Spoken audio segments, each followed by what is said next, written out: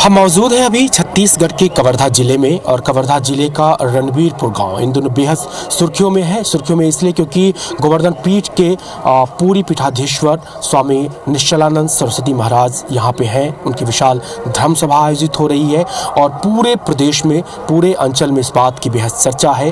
और हमारे साथ खास बातचीत के लिए मौजूद है भावना बोहरा जी। भावना बोहरा जी, बहुत बहुत बधाई कि आप इतने बड़े आयोजन की वजह बन रही है। तो ये कैसे संभव हो पाया, क्या मन में इच्छा थी, कितना मुश्किल था जो आपने संभव कर दिखाया?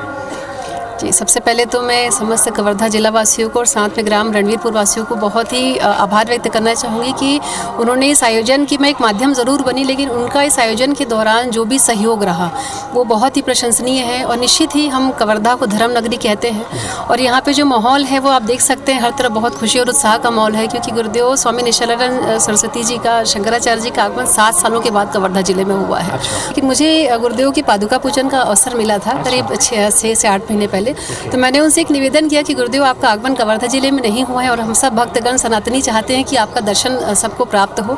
तो उन्होंने बहुत ही सहजता से इन बातों को स्वीकार किया और कहा कि निश्चित ही हम समय देंगे। और सौभाग्य की बात है कि हमें समय जल्दी भी मिला और काफ़ी उत्साह के साथ पूरे ग्रामवासियों का कल भी कलश यात्रा की बहुत अच्छी संख्या में उपस्थिति थी। शंखनाद के द्वारा, रामधुनी के द्वारा गुरुदेव का भव्य स्वागत हुआ। ये कितने दिनों का कार्यक्रम होगा, क्या है, क्या चाह रहे हैं आप? मन में कैसा था कि उनको बुलाना है? किस तरह मन में परिकल्पना आई? आप क्या चाहती हैं कि उनके आने के बाद इस अंचल में क्या बदलाव हो, लोगों के जीवन में क्या परिवर्तन हो? निश्चित ही देखिए, जहाँ पे संत समागम होते हैं वो जगह, वो स्थान अपने आप में बहुत पवित्र हो जाता है। और जहाँ साक्षात शंकराचार्य भगवान जी का पदार्पण हो रहा है, तो मुझे नहीं लगता इससे बड़े सौभाग्य की बात हम सभी सनातनियों के लिए, सभी हिंदुओं के लिए कोई होगी। और समय समय पे हमें मार्गदर्शन बहुत ज़रूरी है। हम जिस राष्ट्र में रहते हैं, भारतवर्ष में रहते हैं, मुझे लगता है हमारी संस्कृति हमारी पहचान है। तो उस संस्कृति को बचाने के लिए हमें अपने गुरुजनों का आशीर्वाद, उनका मार्गदर्शन समय समय पे चाहिए। तो मुझे लगता है ये बहुत अच्छा अवसर है समस्त कवर्धा वासियों के लिए भी, साथ में पूरे छत्तीसगढ़ के लिए बहुत सौभाग्य है कि गुरुदेव जो अपने राष्ट्रोत्कर्ष अभियान के तहत पूरे भारत में भ्रमण कर रहे हैं, भारत के बाहर भी उनका आयोजन हो रहा है।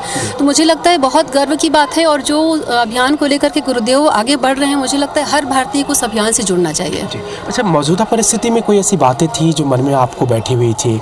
आपको लगता था कि अगर महाराज यहाँ पे आए, उनका आना, अगर आयोजन यहाँ पे हो, विशाल धर्म सभा हो, तो मन में जो आपके मन में मौजूदा परिस्थिति, देश काल की परिस्थिति को लेकर के, खास करके धर्म और संस्कृति को लेकर के कोई एक धारणा रही होगी, तो वो क्या थी और कैसे लगता है कि वो फलीभूत हो जाएगा महाराज? बिल्कुल, अगर मैं भारत के परिप्रेक्ष्य में बात करूँ तो निश्चित ही हम हिंदू हैं, सनातन धर्म में हैं, भारतवर्ष में निवास करते हैं। तो निश्चित ही भारत का राजनीतिक भी और साथ में धार्मिक भी तरीके से आगे बढ़ना बहुत ही ज़रूरी है, क्योंकि जहाँ पे धर्म राजनीति दोनों परस्पर चलती है, तो निश्चित ही उस देश का आगे बढ़ना स्वतः ही वो तय हो जाता है। जी। अच्छा, कैसा कार्यक्रम की रूपरेखा बनी है, किस तरह के आयोजन होंगे और कहाँ कहाँ से लोग आ रहे हैं इसमें? गुरुदेव का 3 दिवसीय कार्यक्रम था। 9, 10 और 11 फरवरी का हमको उनके आयोजन का सौभाग्य प्राप्त हुआ था। कल गुरुदेव का आना जगदलपुर से हुआ, वहाँ उनकी सभा थी जगदलपुर में। जगदलपुर में यहाँ 3 बजे रणवीरपुर पहुँचे हैं। उसके भव्य कलश यात्रा, महिलाओं की 5000 की उपस्थिति थी। साथ में जो आसपास के हमारे क्षेत्रवासी थे वो सभी उपस्थित थे और बहुत भव्यता के साथ, बहुत आत्मीयता के साथ, बहुत भावुकता के साथ उनका सभी ने स्वागत किया। गुरुदेव ने सबको दर्शन का भी सौभाग्य दिया। शंकराचार्य जी चमत्कार कम दिखाते हैं, वो जनरली जो दूसरे लोग दिखा देते हैं वो नहीं दिखाते। नहीं, देखिए, सबका, मेरा बात नहीं है, जितने भी हमारे संत हैं जो भारत में निवास करते हैं, सबका अपना ऊंचा एक दर्जा है और उनको कहीं से तुलना करना उचित नहीं है, लेकिन सबका अपना एक स्थान है। और मुझे लगता है हर संत साधुओं को उतना ही मान सम्मान, उतने ही उनके लिए भक्ति हम भारतवासियों में होनी चाहिए। काफ़ी अच्छा लगा कि हिंदू संस्कृति से इतनी जुड़ी है, इतनी आस्था रखती है। कैसे रहा, बचपन से ही मन में था धर्म और संस्कृति को लेकर के, या कोई ऐसी घटना थी जिसने विशेष तौर पर आपको जोड़ दिया? जो मैं अगर अपनी श्रद्धा भक्ति की बात करूँ तो आज से नहीं, वो बचपन से ही वो चीज़ें हैं, क्योंकि हमारे घर में जो एक धार्मिक माहौल था, हम अपनी कुल देवी की पूजा हर साल, मतलब साल में हमारा 2 से 3 बार वहाँ पे दर्शन, चाहे हम कितने भी व्यस्त रहें, लेकिन हमारा नया साल हमेशा वहीं से हमने शुरुआत की है। आपकी समाज, आपकी संस्था है और वो संस्था सिर्फ संस्कृति में ही नहीं, धर्म में नहीं, समाज के हित में भी बहुत काम आ रही है।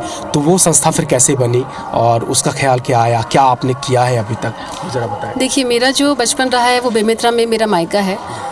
और हम काफ़ी ज़मीन से जैसे वहाँ पे भी हम गांव है हमारा, तो अधिकतर जब हम छोटे थे तो चीज़ों को मैंने काफ़ी वो एक बारीकी से देखती थी कि किसी को अगर कुछ तकलीफ़ है क्या है, तो वो छोटे में तो हम उतना समझ में नहीं आता था, लेकिन लगता था कि जिस दिन ईश्वर इस लायक बनाए कि इनकी तकलीफ़ों को हम दूर कर सकें, तो मुझे लगता था कि उस दिन मैं आपसे यही मंच के माध्यम से निवेदन करना चाहता हूँ मैं कि हमन में गुरुदेव की जन अभियान है उनमें बढ़ चढ़ के हिस्सा लन, एक व्यक्ति 2 व्यक्ति 3 व्यक्ति जहाँ तक कि हम अपन बात पहुँचा सकत हन। जिन अभियान ला लेकर के गुरुदेव आगे बढ़े हैं, जिन हिंदू राष्ट्र के निर्माण के बात हम करथन, जिन गुरुदेव के श्रीमुख से हम हमेशा सुनथन, ओला हम सब ला भी हमार भी जिम्मेदारी है कि जहाँ हम निवास रखन, जिन गाँव में, जिन परिवार में, जिन समाज में, हम बात ला हर व्यक्ति तक पहुँचान, वो अभियान में अपन छोटे से सहयोग करन।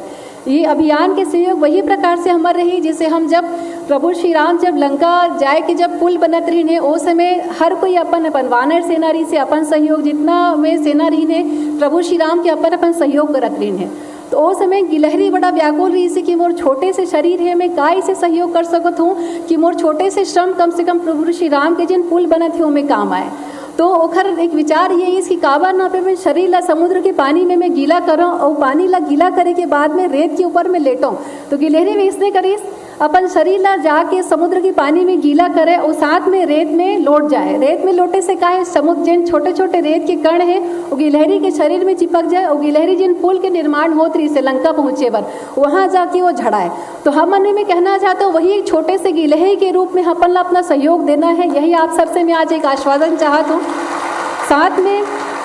साथ में अपन में पूरा परिवार के साइड से, समस्त ग्रामवासी के साइड से मैं बहुत अभिभूत हूँ। मेरे पास शब्द नहीं है कि मैं गुरुदेव के धन्यवाद कैसे ज्ञापित करूँ कि अपन दक्षिण अमल्ला और इतना सहजता से स्वीकार करी है कि मैं बिल्कुल मेरे पास शब्द ही नहीं है।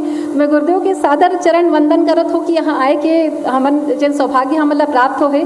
साथ में हमारे मंच में आदरणीय बालकदास जी महात्यागी जी संत भी उपस्थित है, आदि राजीव लोचन महाराज जी भी उपस्थित है, जिकर समय समय में यहाँ पर मार्गदर्शन हमेशा मिलत रहे थे।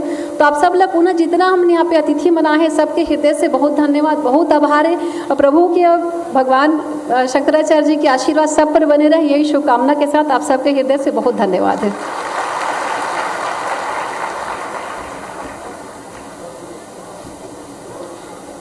इस उद्बोधन के क्रम में, इस स्वागतोद्बोधन के पश्चात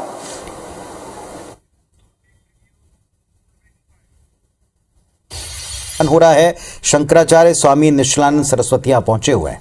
अभी कनाडा में जो अघन मास होता है, लगभग हमारे यहाँ सितंबर का महीना, उसको हिंदू महीने के रूप में वहां पर स्वीकार किया गया है। रणवीरपुर गांव में 3 दिवसीय दौरे पर हैं शंकराचार्य जी। आज सुंदरकांड का पाठ, सत्संग और संगोष्ठी का आयोजन है। तस्वीरों में आप देख पा रहे हैं स्वामी निश्चलानंद सरस्वती मंच के ऊपर पधार रहे हैं। आतंकवाद के केंद्र और राष्ट्र हैं, उनकी अपेक्षा अब भारत हिंदू राष्ट्र बनने जा रहा है। ये विश्व के लिए, विश्व शांति एक धर्म सभा को संबोधित करने वाले हैं शंकराचार्य निश्चलानंद। की पार्लियामेंट में गूंजा, भाजपा प्रदेश मंत्री भावना बोहरा घटना सुन लीजिए, इस आयोजन में शामिल हैं। उन्होंने भी मंच पर इस पूरे कार्यक्रम की रूपरेखा भी कुछ देर पहले बताई थी। तस्वीरें आप सीधे कवर्धा से देख रहे हैं। नाम मैं भूल गया, अल महरीन ऐसा कुछ नाम था उसका। बीजेपी प्रदेश मंत्री भावना बोहरा इसमें शामिल हैं, जो कि 84 किलोमीटर कवर्धा में स्वामी निश्चलानंद सरस्वती रणवीरपुर गांव में हैं। 3 दिवसीय उनका ये कार्यक्रम है। आज सुंदरकांड का पाठ, सत्संग और संगोष्ठी है, साथ ही एक धर्म सभा भी है। तो अल महरीन नामक उस 84 किलोमीटर के शहर को हिंद नगर नाम दिया है। क्या नाम दिया है? हिंद नगर। तो ये क्रांति फैल गई है। बहुत से लोग कह रहे हैं कि भारत तो हिंदू राष्ट्र है ही, केवल अनुभूति करने की आवश्यकता है। बहुत से हिंदूवादी कह रहे हैं। उनको हम कहते हैं कि कोई 4 दिन से भूखा हो, उसको केवल शाब्दिक उपदेश दिया जाए कि भोजन तो हमने किया ही है, भोजन करने की क्या जरूरत है। उस शाब्दिक उपदेश से उसका पेट जैसे नहीं भर सकता, उसी प्रकार भारत हिंदू राष्ट्र है ही बोलने से नहीं चलेगा। भारत को राजनैतिक धरातल पर भी हिंदू राष्ट्र के रूप में उद्घोषित करना है। ये बात हम लोगों को समझ लेना। और जो लोग हिंदू राष्ट्र से परहेज कर रहे हैं, धर्म सम्राट की बात बोल करके कि राम राज्य चाहिए, धर्म राज्य चाहिए, हिंदू राष्ट्र क्या, ध्यान से सुन लें। धर्म सम्राट स्वामी श्री करपात्री जी महाराज की प्रतिमूर्ति साक्षात गुरुदेव हैं। सब सर्वाधिक स्नेह, और यहाँ एक धार्मिक आयोजन के मंच के ऊपर हैं। आज सुंदरकांड पाठ, सत्संग और संगोष्ठी है। विश्वजनीन सनातन धर्म संरक्षण बद्ध परिकरा समस्त संप्रदाय समन्वय साधन दत्त चित्ता विविध विरुदा बलिविराजमान मानोन्नता महोदधितीरवासिनः श्रीमज्जगन्नाथ विमलाम्बोपासका पूर्वाम्नाय श्री गोवर्धनमठ भोगवर्धन पीठाधीश्वरा श्रीमद्राजराजेश्वर श्री शंकराचार्य श्री निरंजन देव तीर्थ स्वामी वर्य चरण कमल भृंगायमाना अनंत श्री विभूषित निश्चलानंद सरस्वती स्वामी वर्या विजयन्ते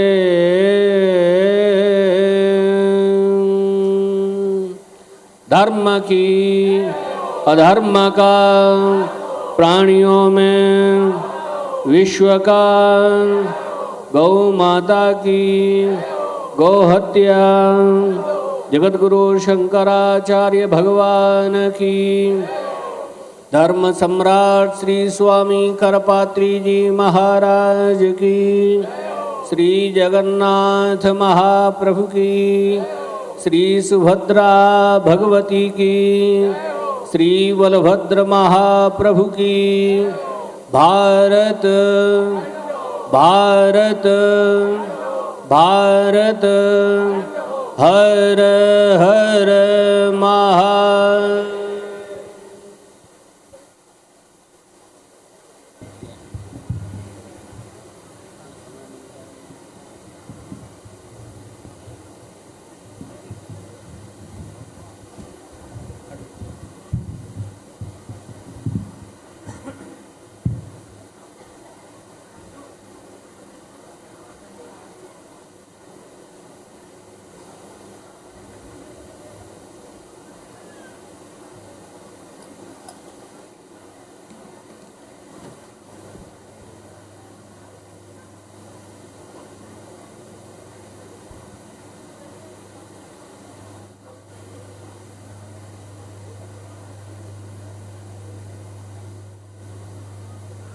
धर्मस्य जयो भूयादधर्मस्य पराजयः भूयात् प्राणिषु सद्भावो विश्वस्यास्य शिवं सदा गवां वै मंत्रमूर्तीनां पुनर्भूयाज्जयो जयः कलंको गोवधोद्भूतः प्रभो राष्ट्रादपैतुनः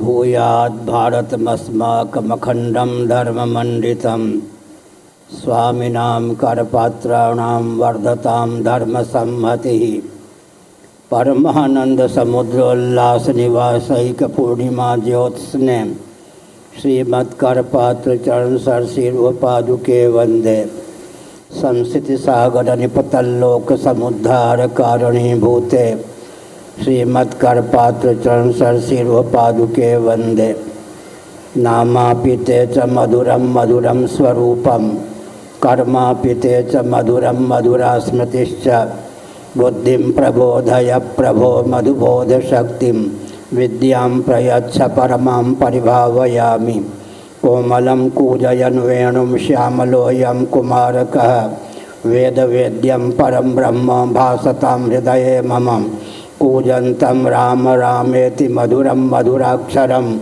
आरुह्य कविता शाखां वन्दे वाल्मीकिकोकिलम् निगमकल्पतरोर्गलितं फलं शुकमुखादमृतद्रवसंयुतं पिबत भागवतं रसमालयं मुहुरहो रसिका भुवि भावुकाः तृणादपि सुनीचेन तरोरपि सहिष्णुना अमानिनामानदेनां कीर्तनीय सदा हरिः नारायणाखिल गुरो भगवन् नमस्ते शिवाय नमः शिवलिंगाय नमः तन्मे मनः शिव संकल्पमस्तु सर्वे भवन्तु सुखिनः।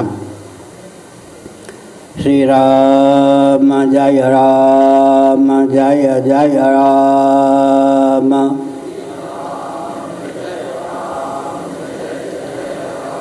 श्री राम जय जय राम।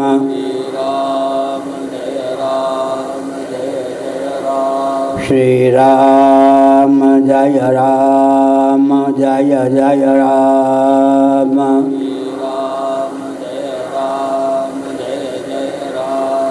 धर्म के अधर्म का प्राणियों में विश्व का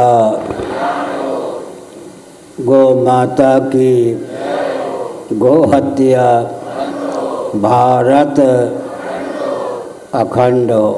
सर्वभूत हृदय धर्म सम्राट श्री स्वामी करपात्री जी महाराज की, श्री जगन्नाथ महाप्रभु की, श्री बलभद्र महाप्रभु की, भगवती सुभद्रा देवी की।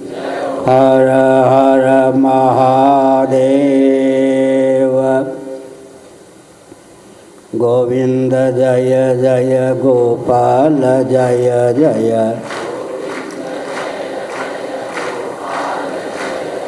राधा रमण हरि गोविंद जय जय।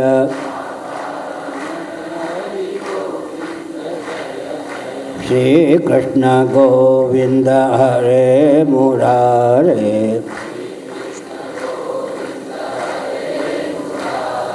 हे नाथ नारायण वासुदेव।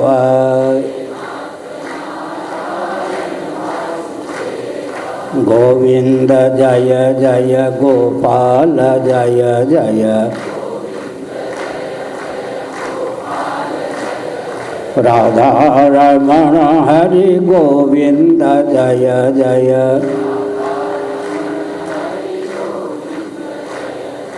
गोविंद जय जय गोपाल जय जय।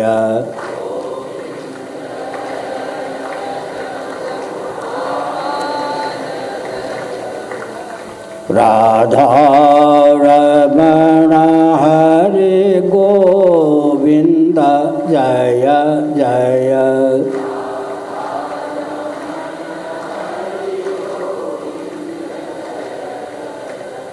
गोविंद जय जय गोपाल जय जय।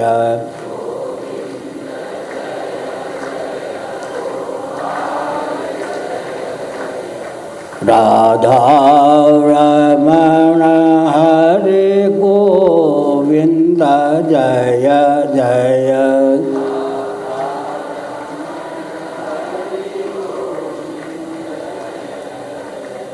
श्री वृंदावन बिहारी लाल की जय। नमो महाद्भ्यः। शंभो शिव शिव शिव शिव शिव शिव। नारायण नारायण नारायण। हम हिंदू राष्ट्र बनाएंगे,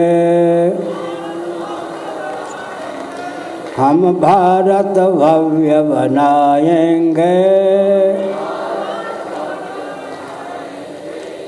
हिंदू सर से मानसर तक, कन्याकुमारी से मानसरोवर तक, हिंदू सर से मानसर तक भारत बृहद बनाएंगे। हम हिंदू राष्ट्र बनाएंगे, हम भारत भव्य बनाएंगे। वंदे मातरम वंदे मातरम। स्वस्तिक चिह्नित सूर्य अंकित केसरिया ध्वज फहराएंगे। हम हिंदू राष्ट्र बनाएंगे। हम भारत भव्य बनाएंगे। वंदे मातरम।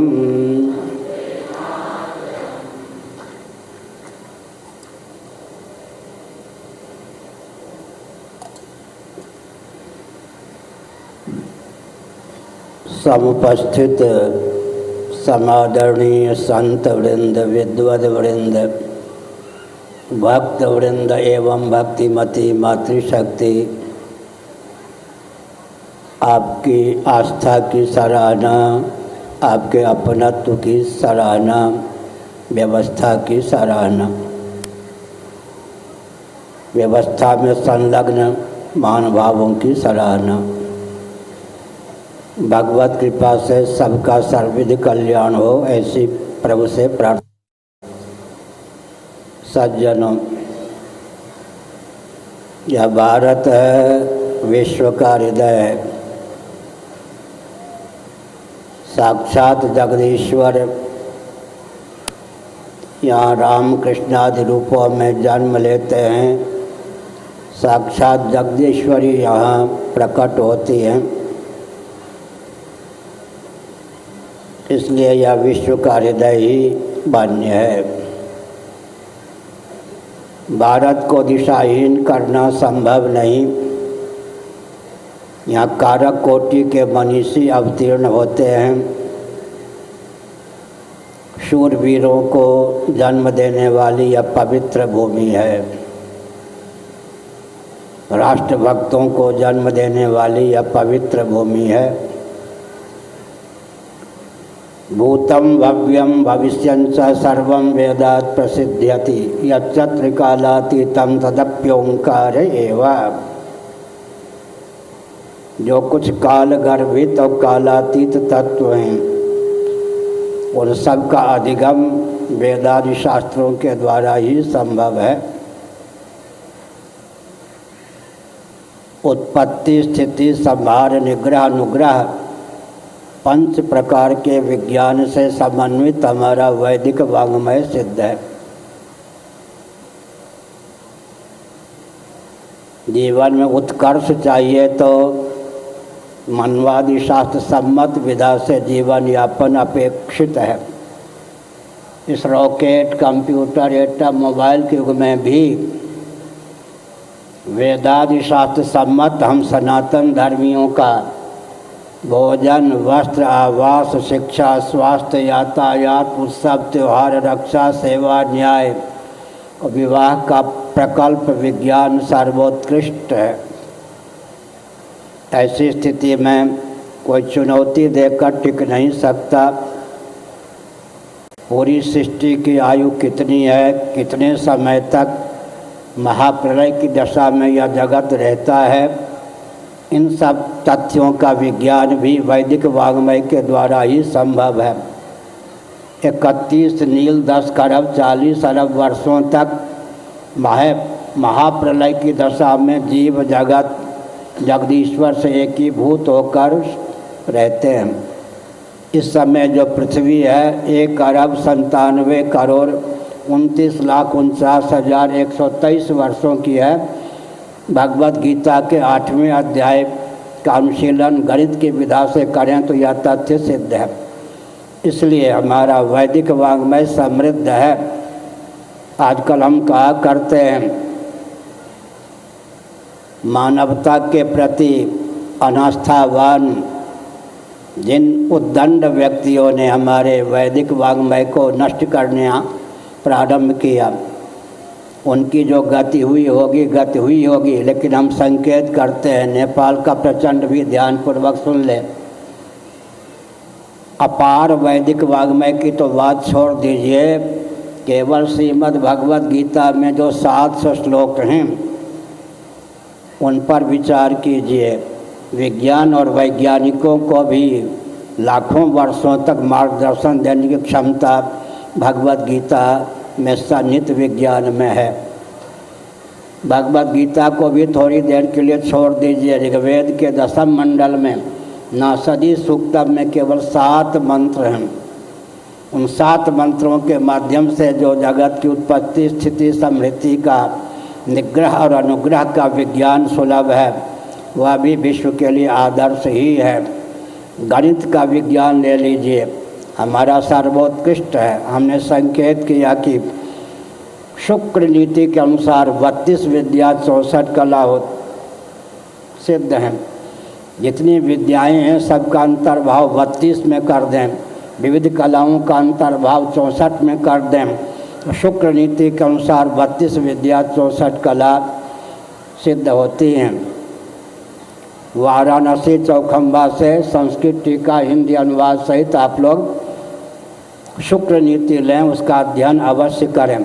साथ ही साथ मोहन भागवत जी को हमने संकेत किया, कम से कम दासबोध का तो अध्ययन कीजिए। मराठी में दासबोध है, 60 साल पहले हिंदी में भी दासबोध का अनुवाद हो चुका है। तो हमने संकेत किया कि केवल दासबोध के माध्यम से भी जो विज्ञान हमको प्राप्त है वह पर्याप्त है। हम अपने वैदिक वाङ्मय के प्रति आस्थान्वित हैं। आजकल हम एक संस्मरण सुनाते हैं, सावधान।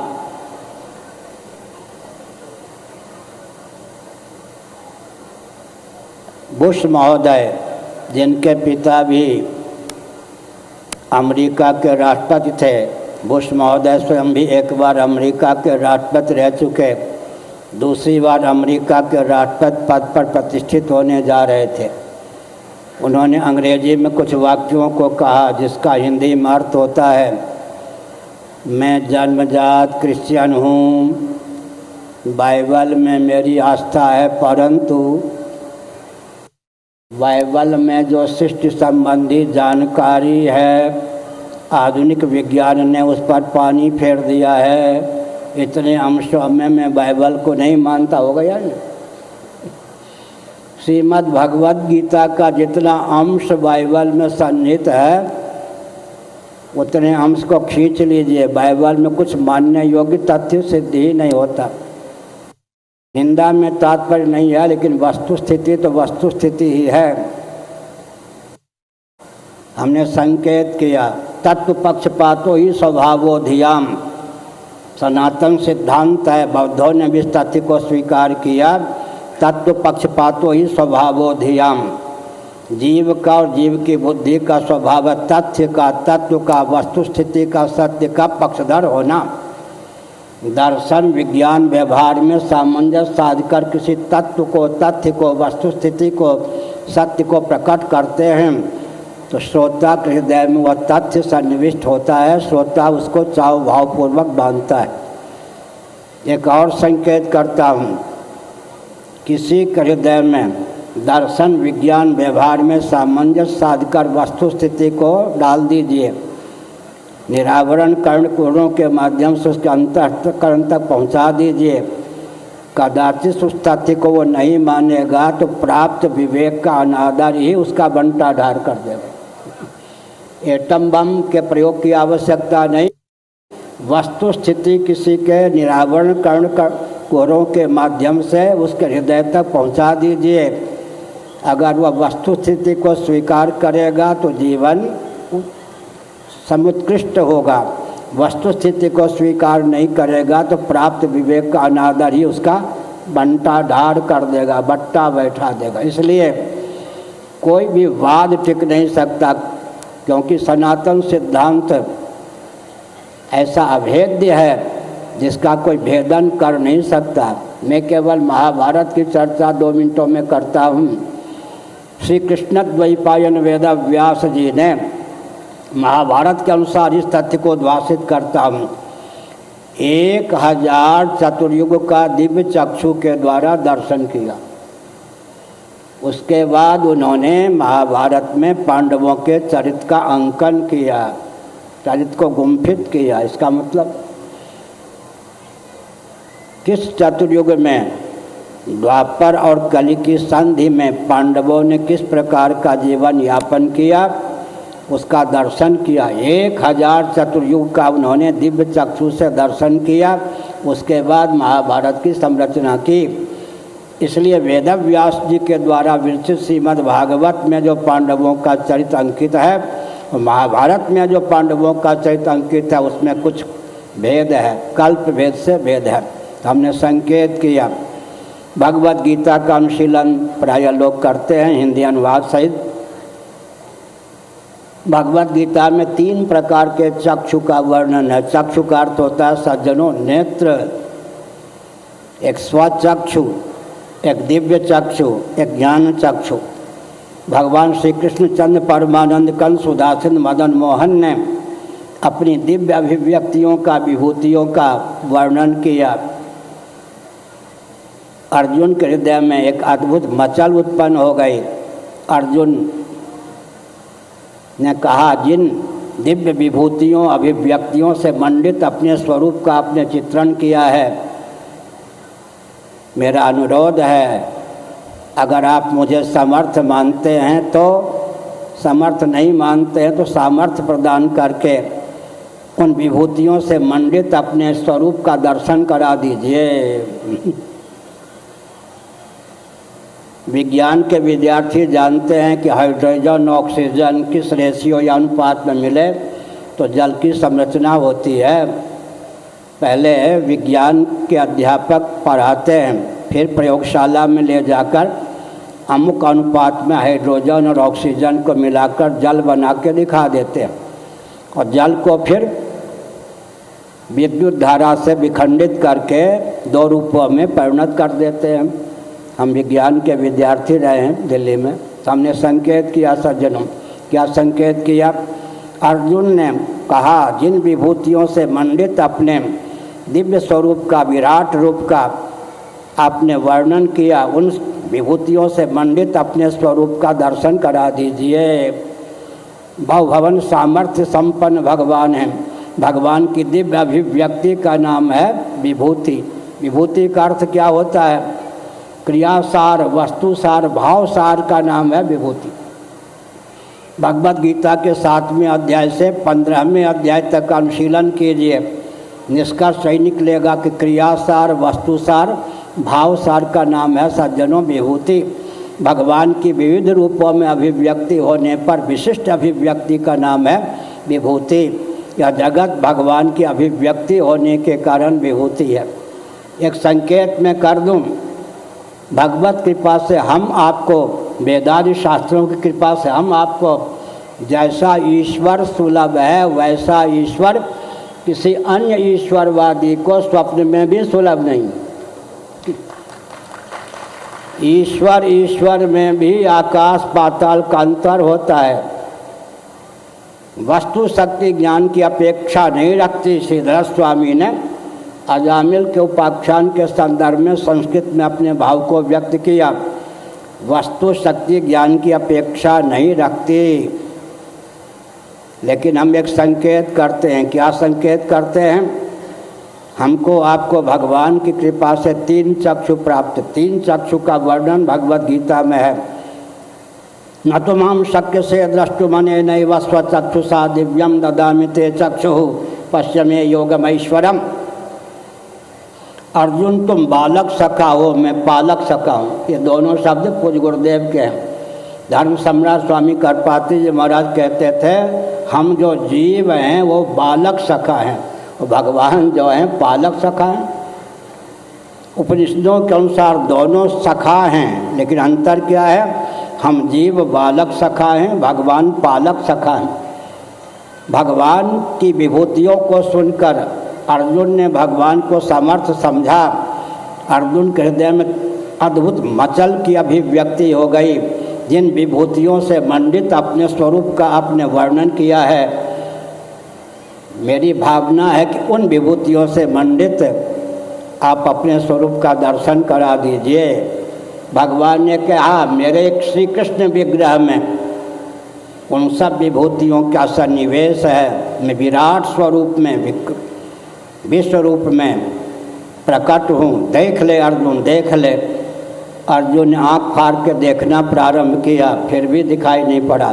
भगवान ने कहा, इस स्वचक्षु के द्वारा तुम्हें मेरे सकल विभूतियों से मंडित विराट स्वरूप का दर्शन नहीं हो सकता। तुम्हारी मचल को, तुम्हारी चाह को, तुम्हारी इच्छा को पूर्ण करने के लिए अनुग्रह पूर्वक मैं दिव्य चक्षु देता हूँ। उस दिव्य चक्षु के प्रभाव से तुम्हें सकल विभूतियों से मंडित मेरे स्वरूप का दर्शन होगा। जिन विभूतियों का मैंने वर्णन किया, जिन विभूतियों का वर्णन नहीं किया, अतिरिक्त विभूतियों का भी तुम दर्शन करना चाहते हो, तो मेरे विराट स्वरूप में उन सकल विभूतियों का सन्निवेश तुमको दृष्टिगोचर होगा। हम एक संकेत कर दें, हमको आपको तीनों चक्षु सुलभ हैं। ध्यानपूर्वक सुनिए। जागृत अवस्था में किसी पुरुष को जब हम पिता समझते हैं तो ज्ञान चक्षु सन्निहित दिव्य चक्षु भावित स्वचक्षु का उपयोग होता है या नहीं? किसी पुरुष में जब पितृबुद्धि बनती है तो तीनों प्रकार के चक्षु काम करते हैं या नहीं?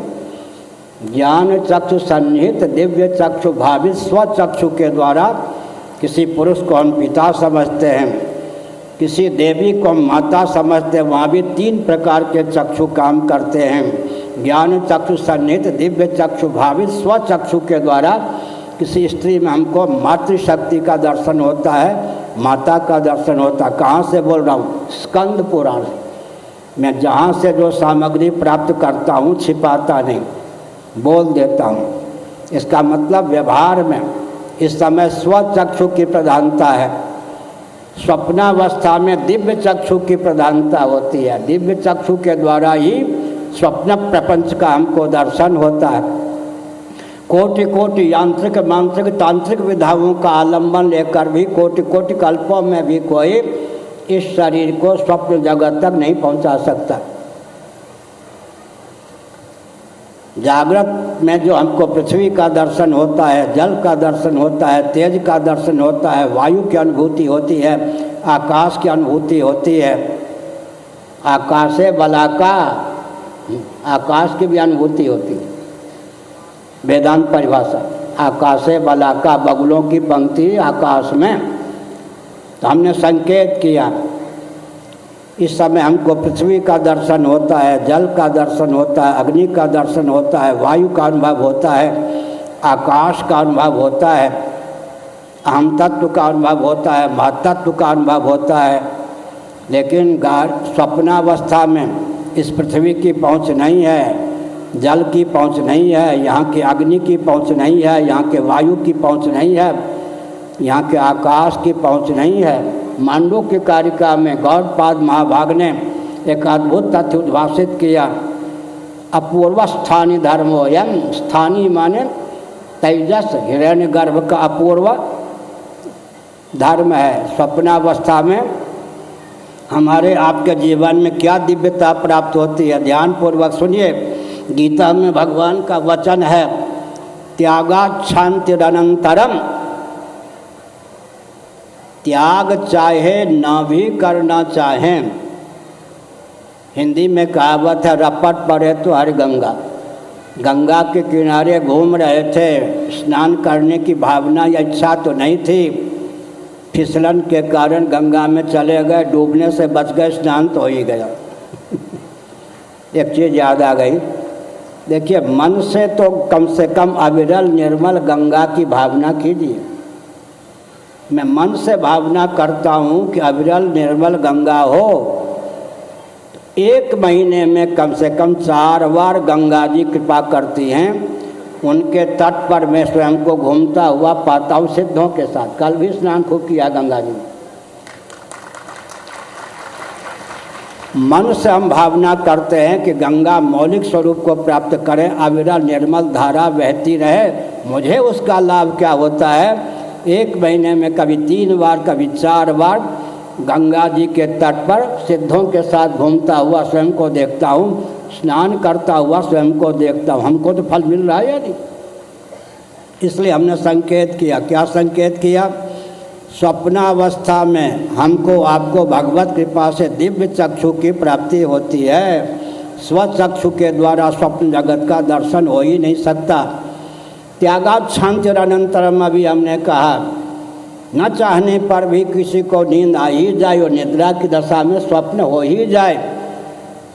अनिच्छन्नपि स्थूल जगत और स्थूल शरीर का त्याग हो जाने के कारण, त्याग का अर्थ क्या है?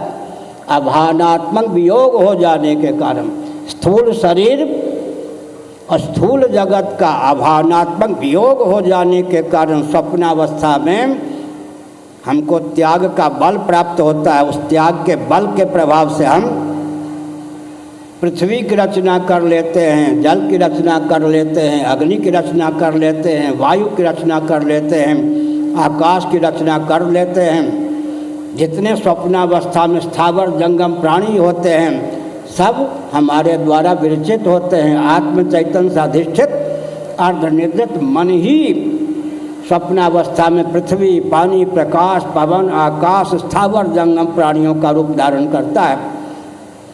कर्मेंद्रियां सो जाएं, ज्ञानेंद्रियां सो जाएं, अंतःकरण अर्धनिद्रित हो जाए, वासना की प्रगल्भता और निद्रा दोष के वशीभूत हो जाए, उस दशा में हमको स्वप्न की प्राप्ति होती है। हमने तो एक ही वाक्य कहा, छांदोग्य श्रुति के 8वें अध्याय का अपूरे बृहदारण्यक का अनुशीलन करें तब एक वाक्य बनता है। आप लोगों का सौभाग्य बहुत उत्कृष्ट है, हम भी अभागे नहीं हैं, लेकिन आप लोगों का सौभाग्य क्यों उत्कृष्ट है? एक एक ग्रंथ को गुरु गोविंद और ग्रंथ की कृपा से हम लोगों ने एक एक वाक्य में गुम्फित किया। एक वाक्य बोलने में भी 1000 पृष्ठ की सामग्री होती है। आत्म चैतन्य से अधिष्ठित अर्धनिद्रित मन कर्मेंद्रियों के, ज्ञानेंद्रियों के सुप्त हो जाने पर वासना की प्रगल्भता, निद्रा दोष के वशीभूत होकर जब स्वयं ही ग्राह्य ग्राहक भाव के रूप में उल्लसित होता है तब स्वप्नावस्था होती है। एक ही वाक्य कहा ना, इस एक वाक्य को पढ़ने समझने के लिए पूरा महाभारत आदि का अध्ययन चाहिए। हमने कहा त्यागात् शांतिरनंतरम अनिच्छन्नपि स्थूल शरीर और स्थूल प्रपंच का भावनात्मक वियोग रूप त्याग हो जाता है। उस त्याग के बल पर स्वप्नावस्था में हमारे आपके जीवन व क्षमता का उदय होता है।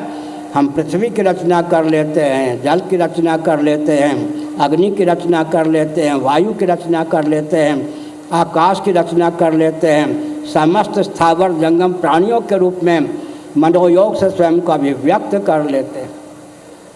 लेकिन जागृत भी हो, स्वप्न भी हो, कदाचित गाढ़ी नींद सुलभ न हो तो पागल हुए बिना नहीं रहेंगे। द्वंद्वों की गति, सर्दी, गर्मी, भूख, प्यास इत्यादि द्वंद्वों की गति और दुख की गति जागृत स्वप्न में है।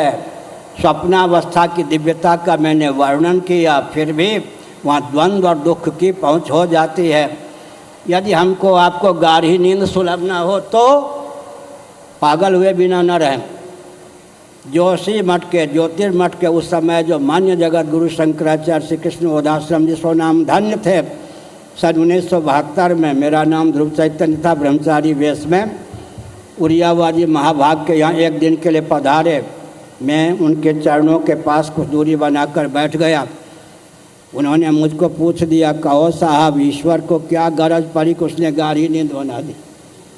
मैंने हाथ जोड़कर प्रार्थना की, मैं आपका बालक और विद्यार्थी हूँ, आपने जो प्रश्न किया आपके मुखारबिंद से उसका उत्तर सुनना चाहता हूँ। मैं चाहता तो कम से कम 45 मिनटों तक उनके प्रश्न का उत्तर दे सकता था, लेकिन मेरा वो पागलपन होता। मैंने कहा, भगवान मैं आपका बालक विद्यार्थी हूँ, आपने जो प्रश्न किया है उसका उत्तर मैं आपके श्री मुखारबिंद से सुनना चाहता हूँ।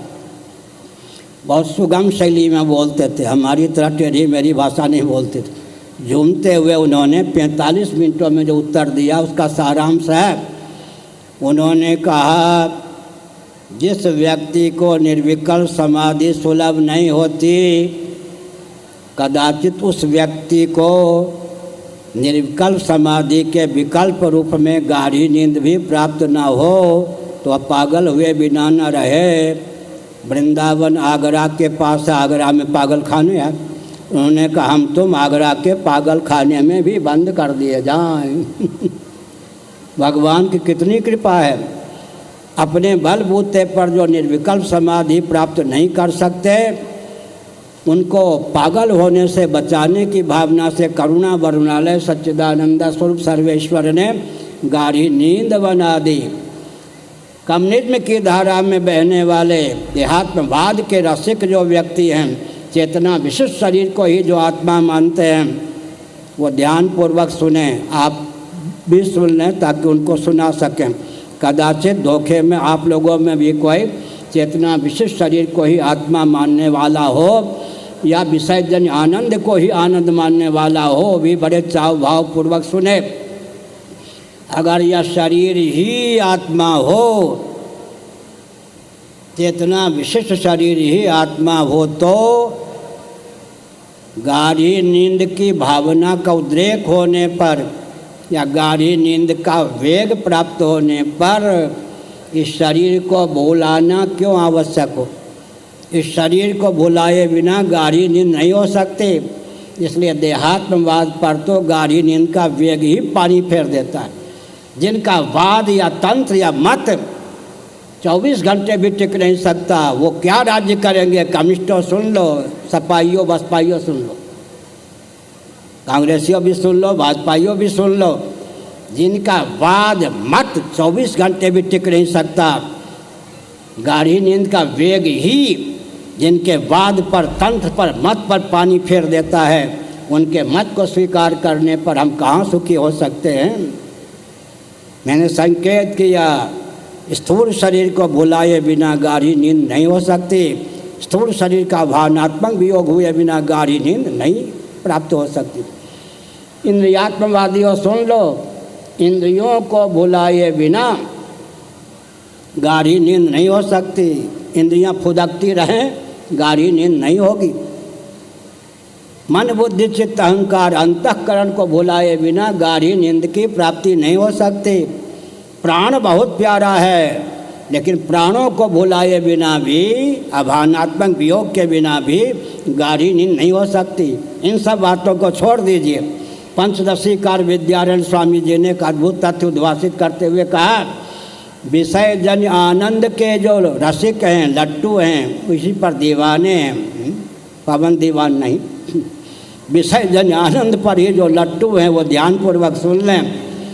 विषय जन आनंद ही अगर भरपूर बना रहे, उस आनंद का भोक्ता होकर भी पागल हुए बिना नहीं रहेंगे। विषय जन आनंद भी व्यक्ति को पागल बनाता है या नहीं। मर्त्य लोक में सर्वाधिक आनंद का नाम क्या है? मानुषानंद। आज किसी को सुलभ नहीं है, तत्वज्ञों को छोड़। सप्तद्वीपा मेदिनी का एक छत्र कदाचित कोई सम्राट हो।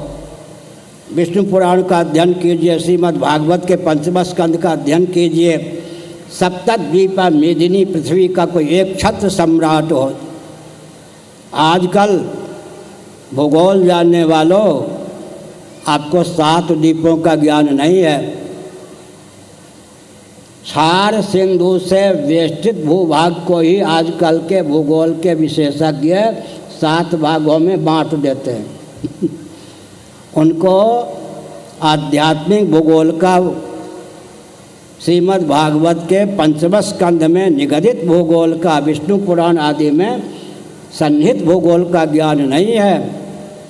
मैं एक विचित्र बम का, आत्म बम का नहीं, एक विचित्र बम का उपयोग करता हूँ, वैचारिक बम का।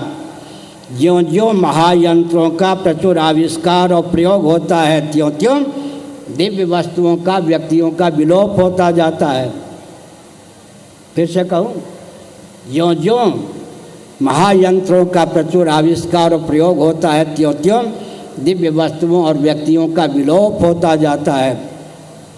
एक सिद्धांत है, अप्राप्त का प्रतिषेध नहीं होता। अगर मनु महाराज के समय के मनीषी महायंत्रों का निर्माण करने में समर्थ न होते, तो मनु महाराज को क्यों लिखना पड़ता 1163 महायंत्र प्रवर्तनम। शासन तंत्र का दायित्व है, कर्तव्य है कि महायंत्रों के प्रवर्तन पर प्रतिबंध रखे। दो न हो एक संग भूआल्या, हंसब ठठाव फूलायब गाला।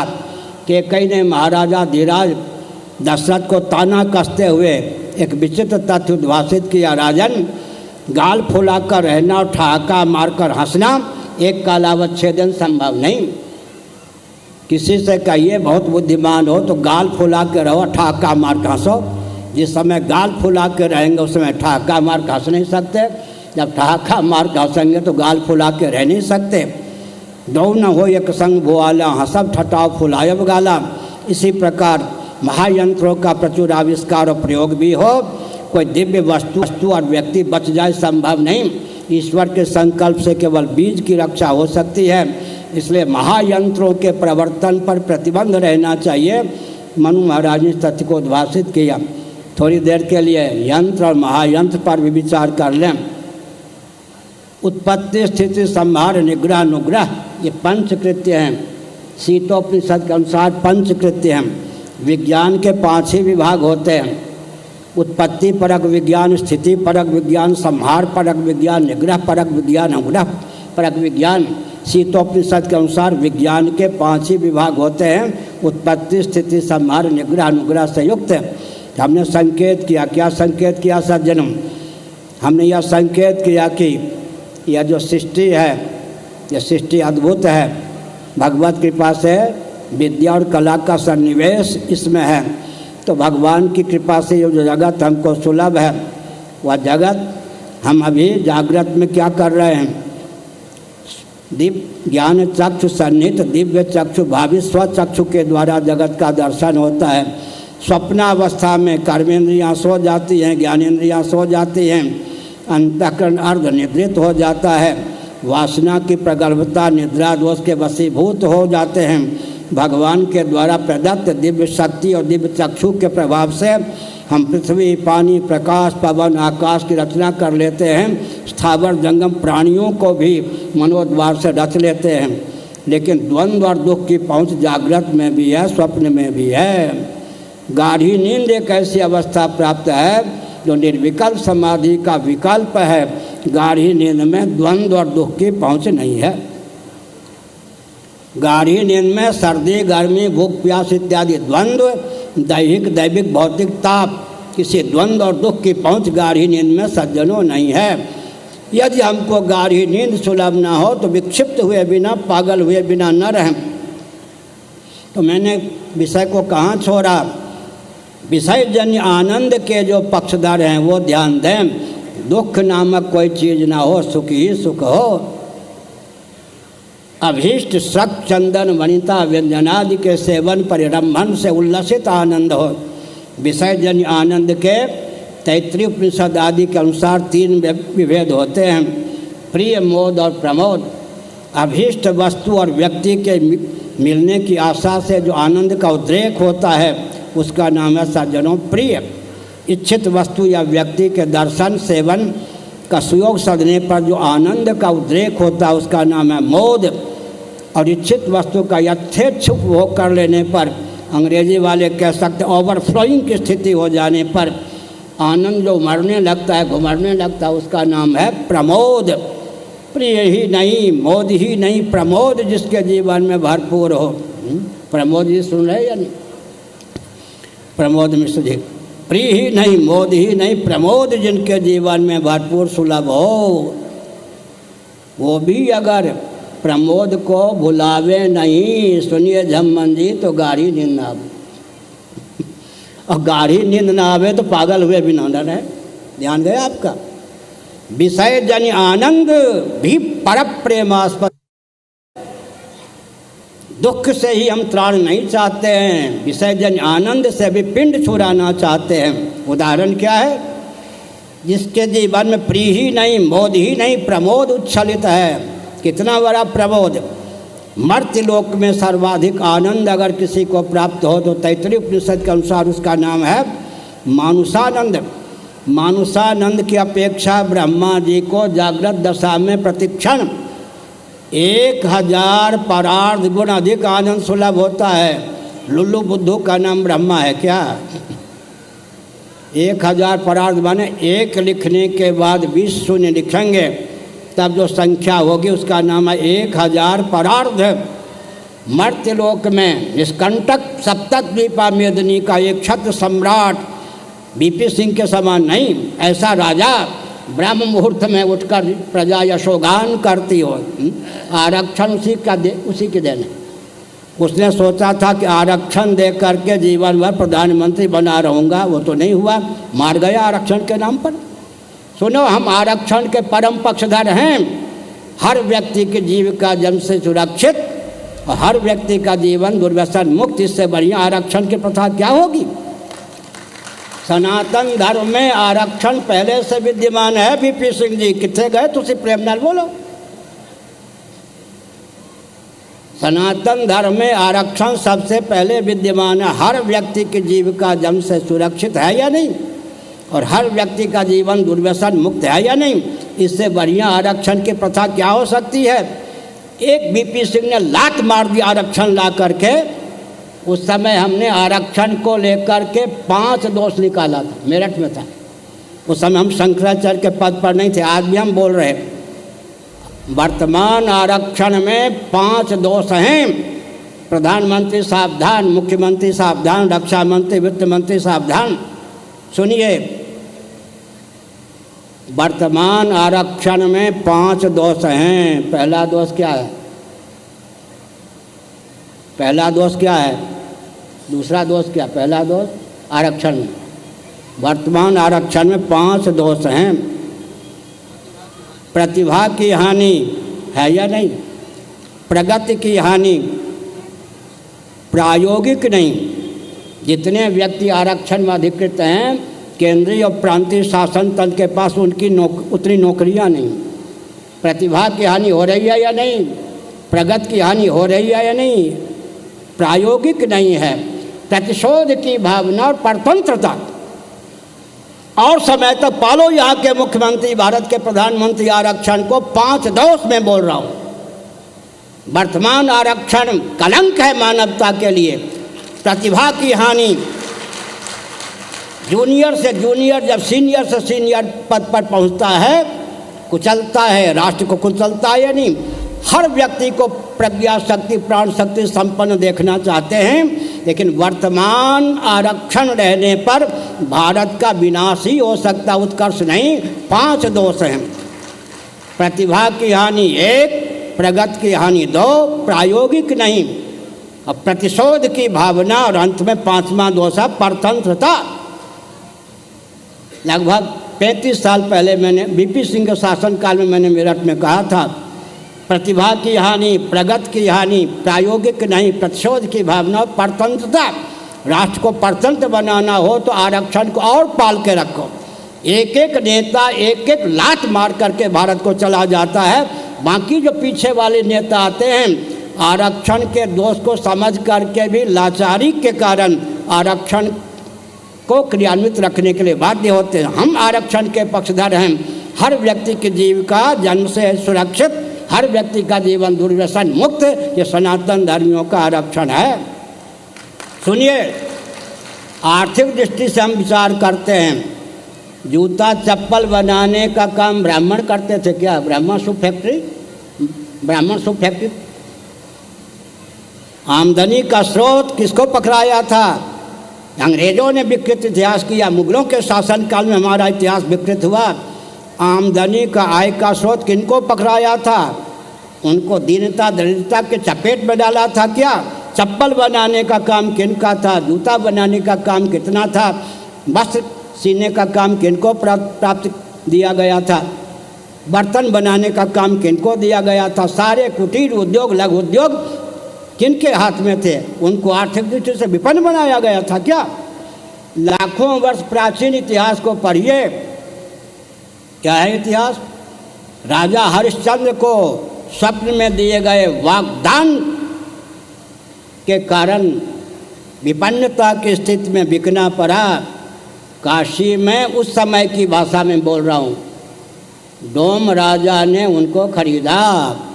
काशी जैसी धार्मिक नगरी में, जिसको आजकल कुछ और बोलते हैं, हम लोग अंत्यज छोटा भाई बोलते थे, आजकल कुछ और दलित इत्यादि बोलने लगे। कि हमारा दिया हुआ शब्द नहीं है, शास्त्रों का दिया हुआ शब्द नहीं है, ये तो नेताओं का द्वारा दिया गया दलित शब्द है। हमने संकेत किया, हरिश्चंद्र को खरीदने वाले कौन थे? अंत्यज विशेष, उनके पास इतना धन था, इसलिए हमने संकेत किया सज्जनों। क्या संकेत किया?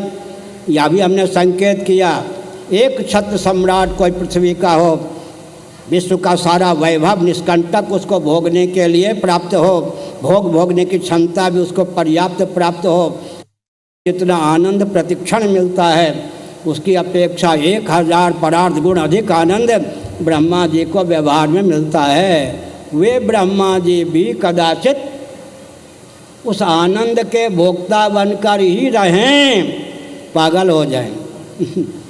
ब्रह्मा जी को भी योग निद्रा चाहिए, उस आनंद पर पानी फेर करके सोते हैं। दुख ही त्याज नहीं है, विषयजन्य आनंद भी त्याज्य है। आप कहेंगे विषयजन्य आनंद क्यों त्याज्य है? सुन लीजिए, जहाँ विषयजन्य आनंद होता है वहाँ तृप्ति होती है, भोक्ता भोग और भोग्य। जहाँ तृप्ति होती है वहाँ द्वैत होता है, दो या दो से अधिक का नाम है अजहर लक्षणा द्वैत।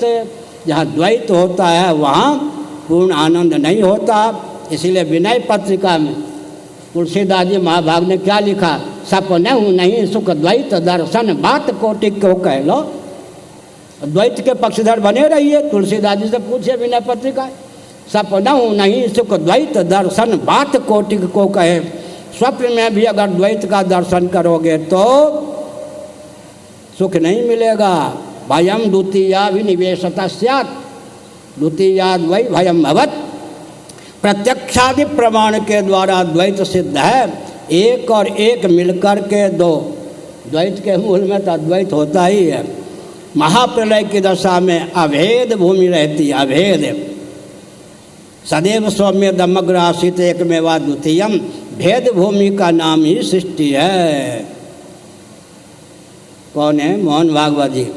भेद भूमि का नाम ही सृष्टि है। भेद को मिटाना चाहेंगे महाप्रलय, कुछ नहीं मिलेगा। लेकिन भेद की उपयोगिता क्या है? निर्भेद परमात्मा तत्व तक पहुँचाने वाले जितने शास्त्र सम्मत भेद हैं उनका अनुपालन कीजिए। समझ गए? निर्भेद परमात्मा तत्व तक पहुँचाने वाले जितने शास्त्र सम्मत भेद हैं उनका अनुपालन करके ही व्यक्ति निर्भेद परमात्मा तत्व को प्राप्त कर सकता है। स्त्री शरीर तो एक है, ये माता हैं, ये मौसी हैं, ये ननद हैं, ये भाभी हैं, ये सब विभाजक रेखा किसने की है? वेदादि शास्त्र सम्मति विभाजक रेखा उचित है या नहीं? सकल भेद भूमियों का गौड़पादाचार्य महाराज ने क्या लिखा? उपाय सो बता रहा है।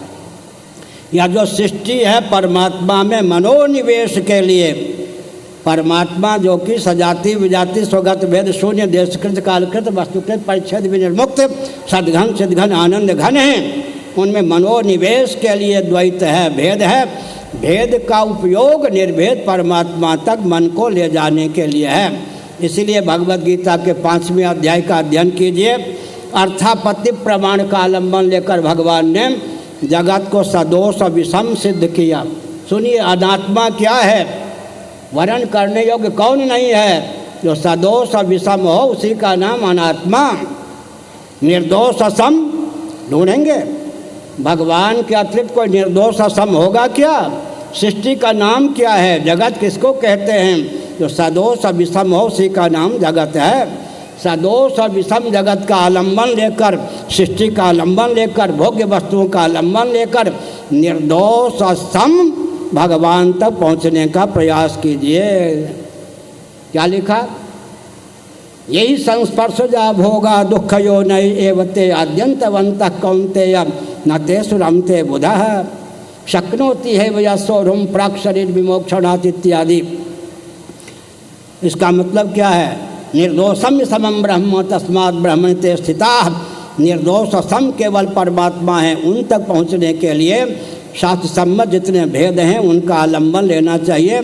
शास्त्र सम्मत भेद का आलम्बन लेकर निर्भेद परमात्मा तक पहुंच सकते हैं। हिंदू राष्ट्र क्यों? सबके पूर्वज सनातनी वैदिक आर्य हिंदू थे। इतिहास है या नहीं? मोहम्मद साहब के पूर्वज कौन थे? ईसा मसीह के पूर्वज कौन? ईसा मसीह जी के पूर्वज कौन थे? बृहदारण्यक उपनिषद का अनुशीलन कीजिए। श्रीमन नारायण परात्पर पुरुषोत्तम भगवान विष्णु के नाभि कमल से सर्वजीव घनात्मक सर्वदेव घनात्मक हिरण्य गर्भात्मक ब्रह्मा जी का प्रादुर्भाव हुआ। ब्रह्मा जी के लिए श्रीमद् भागवत के दूसरे तीसरे स्कंद में किन शब्दों का प्रयोग किया गया? सर्वजीव घनात्मक सर्वदेव घनात्मक। सर्वजीव घनात्मक सर्वदेव घनात्मक ब्रह्मा जी ने सबके पूर्वज सनातनी वैदिक आर्य हिंदू, प्रथम ब्राह्मण का नाम है ब्रह्मा, प्रथम क्षत्रिय का नाम है इंद्र, प्रथम वैश्य का नाम है वसु, प्रथम शूद्र का नाम है पूषा। क्या करेंगे मोहन भागवत जी?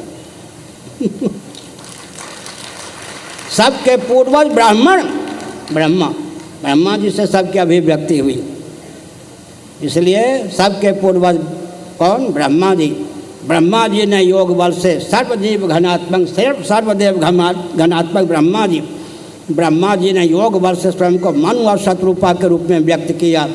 शत्रुपा जी ने योग बल से स्वयं को 84 लक्ष योनियों में संभावित स्त्रियों के रूप में व्यक्त कर दिया। और मनु जी ने योग बल से स्वयं को 84 लक्ष योनियों में संभावित पुरुष के रूप में सबको व्यक्त कर दिया। श्रीमद् भागवत के दूसरे तीसरे स्कंद का अध्ययन कीजिए। मरीचि इत्यादि महर्षियों की धर्मपत्नियों के गर्भ से देवता धनुज इत्यादि ही नहीं, तरुलता गुल्म आदि स्थावर प्राणी भी उत्पन्न हुए। आप जगत जननी हो, जगत जननी क्यों है मालूम है? स्थावर प्राणियों की उत्पत्ति भी मरीच इत्यादि महर्षियों की धर्मपत्नियों के गर्भ से हुए। वर्षा का जल एक होता है, एक जैसा होता है या नहीं? अभी व्यंजक संस्थान के वेद से गिलोय हो, नीम हो, गन्ना हो, इनके भेद से वर्षा के जल में भेद हो जाता है।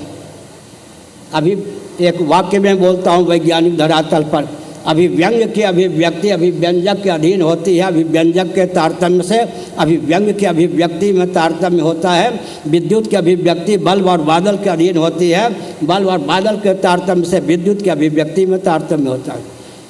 इसलिए महर्षियों की पत्नियों ने क्या किया? महर्षियों के तेज को विविध रूपों में अभिव्यक्त किया।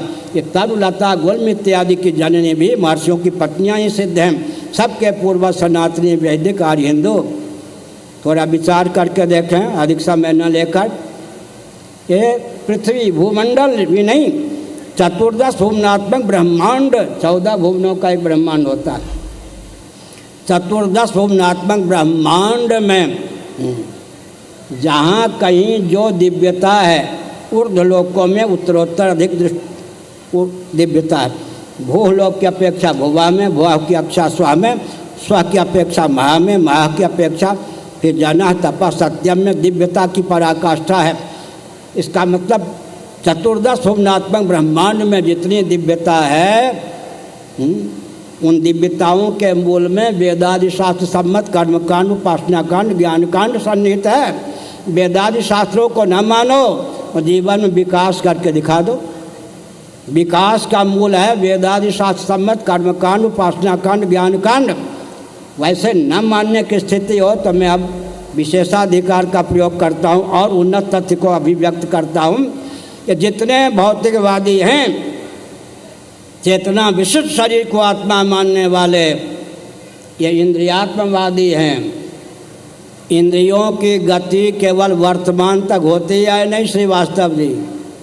लो जी, ये जितने हैं सब बुद्धू हो जाते। इंद्रियात्मवादी हैं ये सब भौतिकवादी। इंद्रियों की गति केवल वर्तमान तक होती है। कौन काटेगा? इंद्रियों की गति केवल वर्तमान तक होती है। शंकराचार्य महाभाग ने भाष्य में लिखा है, हमारा आपका अनुभव है। मन की गति भूत भविष्य वर्तमान तीनों कालों में होती है। कालातीत अव्याकृत परमात्मा में भी होती है। इसलिए मनोमय कोश में ही मनोनिष्ठ ही वेदादि शास्त्र हैं। तैत्तिरीय उपनिषद के अनुसार मन में ही वेदादि शास्त्र क्यों प्रतिष्ठित होते हैं? वेदादि शास्त्र तो वहाँ हैं, गुरुमुख से सुनने पर मनोमय कोश में, मन में वेदादि शास्त्र क्यों प्रतिष्ठित होते हैं? वेदादि शास्त्रों का लक्षण मन का लक्षण एक है। मन की गति तीनों कालों में होती है, कालातीत परमात्मा में भी होती है। वेदादि शास्त्रों की गति भी मन में होती है, तीनों कालों में होती है, कालातीत परमात्मा में होती है। अगर वेदादि शास्त्रों को नहीं मानेंगे तो धर्म का ज्ञान नहीं होगा। मैंने विषय कहाँ छोड़ा था? ईश्वर एक नहीं, ईश्वर इस तत्व तो एक है, लेकिन जैसा तैसा ईश्वर नहीं चाहिए। पोल पट्टी खोलेंगे 2 मिनट में। आत्मा एक समान, क्या आत्म तत्व तो एक ही है, आत्मा को लेकर जो मान्यता है अलग अलग है या नहीं? पोल पट्टी खोल दें, नैयायिकों वैशेषिकों सुन लो। वैशेषिकों का आत्म तत्व, नैयायिकों का आत्म तत्व सत्य है क्या? नहीं है। सत्ता सामान्य के योग से सत्य है जी। नैयायिकों का वैशेषिकों का आत्म तत्व चित्त है क्या? ज्ञान नामक गुण के योग से चित्त है। नैयायिकों का वैशेषिकों का आत्म तत्व आनंद या है, सुख है क्या? आनंद नामक सुख के योग से लो। उनका आत्म तत्व न स्वतः सत्य, न स्वतः चित्त, न स्वतः आनंद। सत्य सचुता की क्रमिक अभिव्यक्ति में न्याय वैशेषिक का तात्पर्य है, लेकिन आत्मा और आत्मा समझने में आकाश पाताल का अंतर। नैयायिकों का वैशेषिकों का जो आत्म तत्व है स्वतः सत्य नहीं, स्वतः चित्त नहीं, स्वतः आनंद नहीं। हमारे जो भगवान हैं वो बाइबल की सीमा के भगवान नहीं है, कुरान शरीफ की सीमा के भगवान नहीं है, इधर उधर की सीमा के भगवान नहीं है। हमारे भगवान कौन हैं? जगत बनाते भी हैं, जगत बनते भी हैं। तदैक्षत भगवान में आकाश पाताल का अंतर है। किसी भी भगवान की पूजा कर लो, अरे हमारे भगवान जगत बनाते भी हैं, जगत बनते भी हैं। और जिनका भगवान जगत बनाता है, जगत बनता है, उन्हीं का भगवान साक्षात अवतार लेता है। लो जी, अवतार हो गया।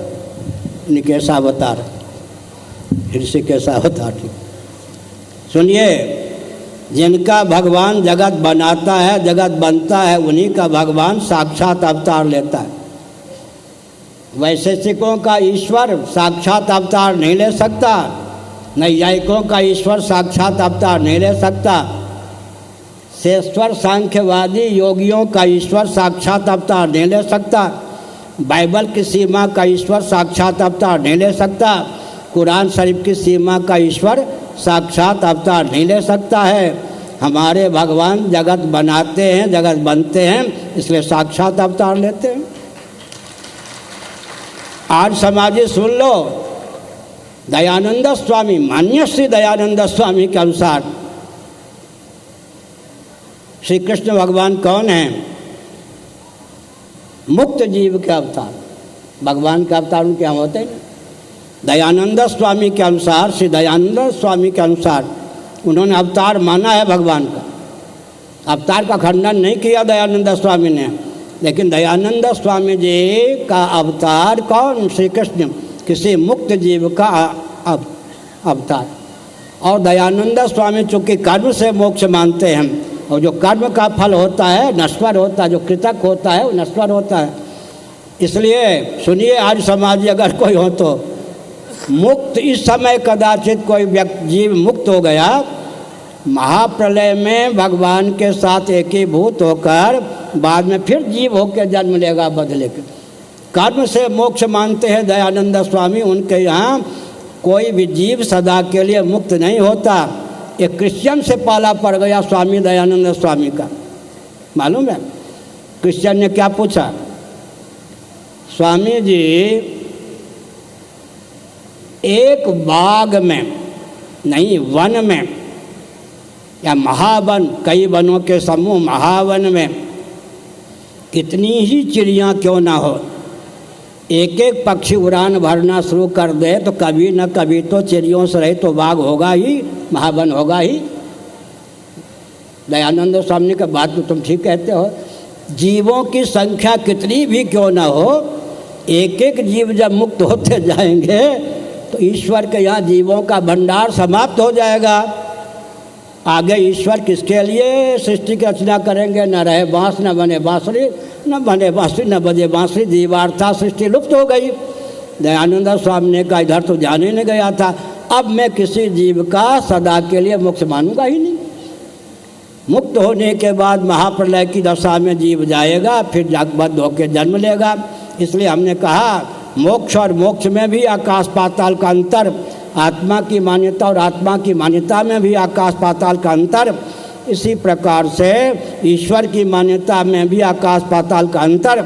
हमारे ईश्वर तदैक्षत शिक्षण चक्रेशो कामयत बहुश्याम प्रजाय, जगत बनाते भी हैं, जगत बनते भी हैं, इसलिए साक्षात रामकृष्ण आदि रूपों में अवतार भी लेते हैं।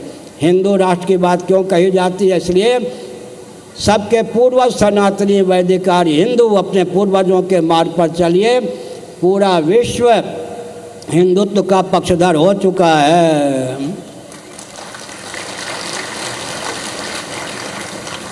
पूरा विश्व, क्यों? एक ही शस्त्र है ना, सत्य को, वस्तु स्थिति को दर्शन विज्ञान व्यवहार में सामंजस्य साध कर किसी के हृदय में पहुंचा दी, जो माने बिना नहीं रहेगा। तत्व पक्षपातो ही स्वभावो धियाम। इसलिए वेदादि शास्त्र सम्मत सृष्टि का जो विज्ञान है, उत्पत्ति का, स्थिति का, संहार का, निग्रह का, अनुग्रह का, भगवान के बारे में 5-7 मिनट बोल के प्रवचन को विराम देता हूँ। हमारे भगवान सगुण साकार भी हैं, सगुण निराकार भी हैं, निर्गुण निराकार भी हैं। दयानंद स्वामी के भगवान केवल सगुण निराकार बीच में टंगे। हमारे भगवान सगुण साकार भी हैं, सगुण निराकार भी हैं, निर्गुण निराकार भी हैं। हम आप इस समय इस शरीर को लेकर सगुण साकार हैं या नहीं? स्वप्नावस्था में मनोयोग से एक शरीर प्राप्त होता है व्यवहार संचालन के लिए, उस समय सगुण साकार होते हैं या नहीं? एक बात कह दें, भगवान का श्री विग्रह दिव्य क्यों? उत्तर सुन लीजिए अपने जीवन से। स्वप्नावस्था के आपके शरीर को स्वप्नावस्था का आतंकवादी गोली से भून दे, या आपका शरीर स्वप्नावस्था के पत्थर में टकरा के गिर पड़े, उसे रक्त निकलने लगे, अब नींद टूट जाए, स्वप्न टूट जाए, थोड़ा विचार कीजिए। स्वप्नावस्था के शरीर में रक्त था क्या?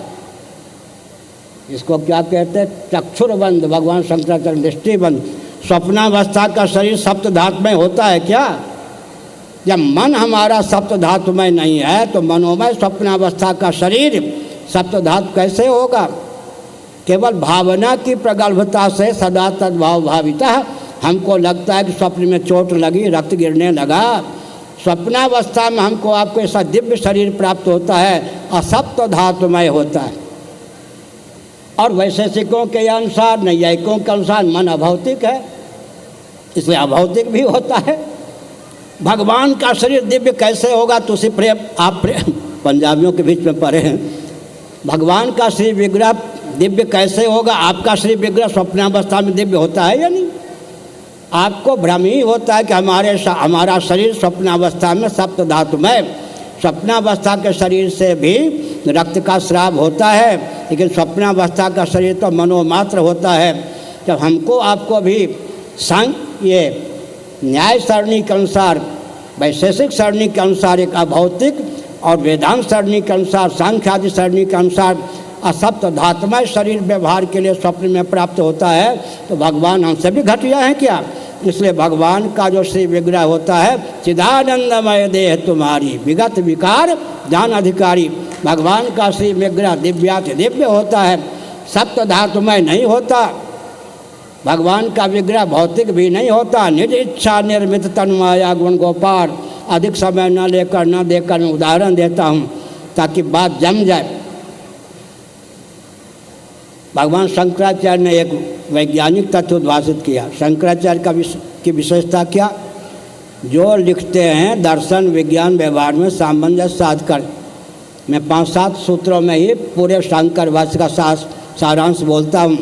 विकल्पना निर्धिष्ठान नहीं होती, बाद असाक्षिक नहीं होता, नाश निरन्वय नहीं होता, उत्पत्ति असन मूलक नहीं होती, उत्पत्ति असन मूलक नहीं होती। तो हमने संकेत किया, क्या संकेत किया? स्वप्नावस्था में हमारा शरीर जो होता है असप्त धातुमय होता है, लेकिन दृष्टिबंध चक्षुर्बंध उस समय भी शरीर में चोट लग जाए तब क्या लगता है कि रक्तस्राव हुआ।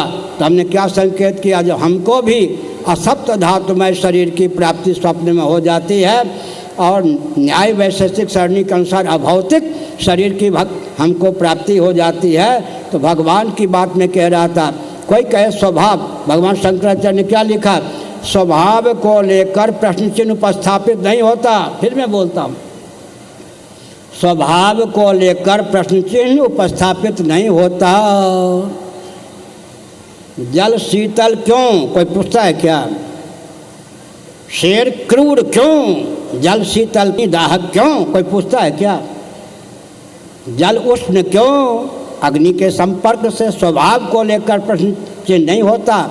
अनागंतुक जल शीतल क्यों, जल में शैत्य स्वभाव सिद्ध है। अनागंतुक शैत्य वायु इत्यादि के प्रगल्भता से जब हिम का रूप धारण कर लेता है, वायु इत्यादि के योग से जल ही स्वनिष्ठ शैत्य की प्रगल्भता के योग से जब हिम का रूप धारण कर लेता है, तब बहुत बढ़िया हमारे पूज्य गुरुदेव ने कहा, प्राकृतिक पदार्थ भी अर्थक क्रियाकारिता की विशेष क्षमता रखते हैं या नहीं। 10 लीटर पानी ऊपर से किसी के ऊपर उलीच दें, मरेगा नहीं। और 10 लीटर पानी से बना हुआ बर्फ उसकी सिल्ली पटक दे तो खोपड़ी चकनाचूर। बर्फ प्राकृतिक है या नहीं, उसमें बर्फ में जो कठोरता है प्राकृतिक है नहीं। प्राकृतिक प्रातिभाषिक वस्तु में भी अर्थक क्रियाकारिता होती है या नहीं।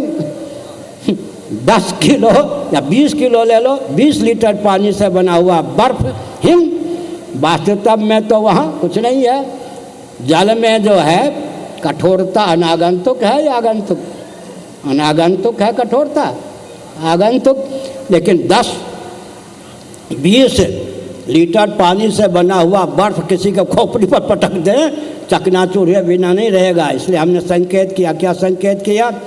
हमने संकेत किया कि ये भगवान की विशेषता है।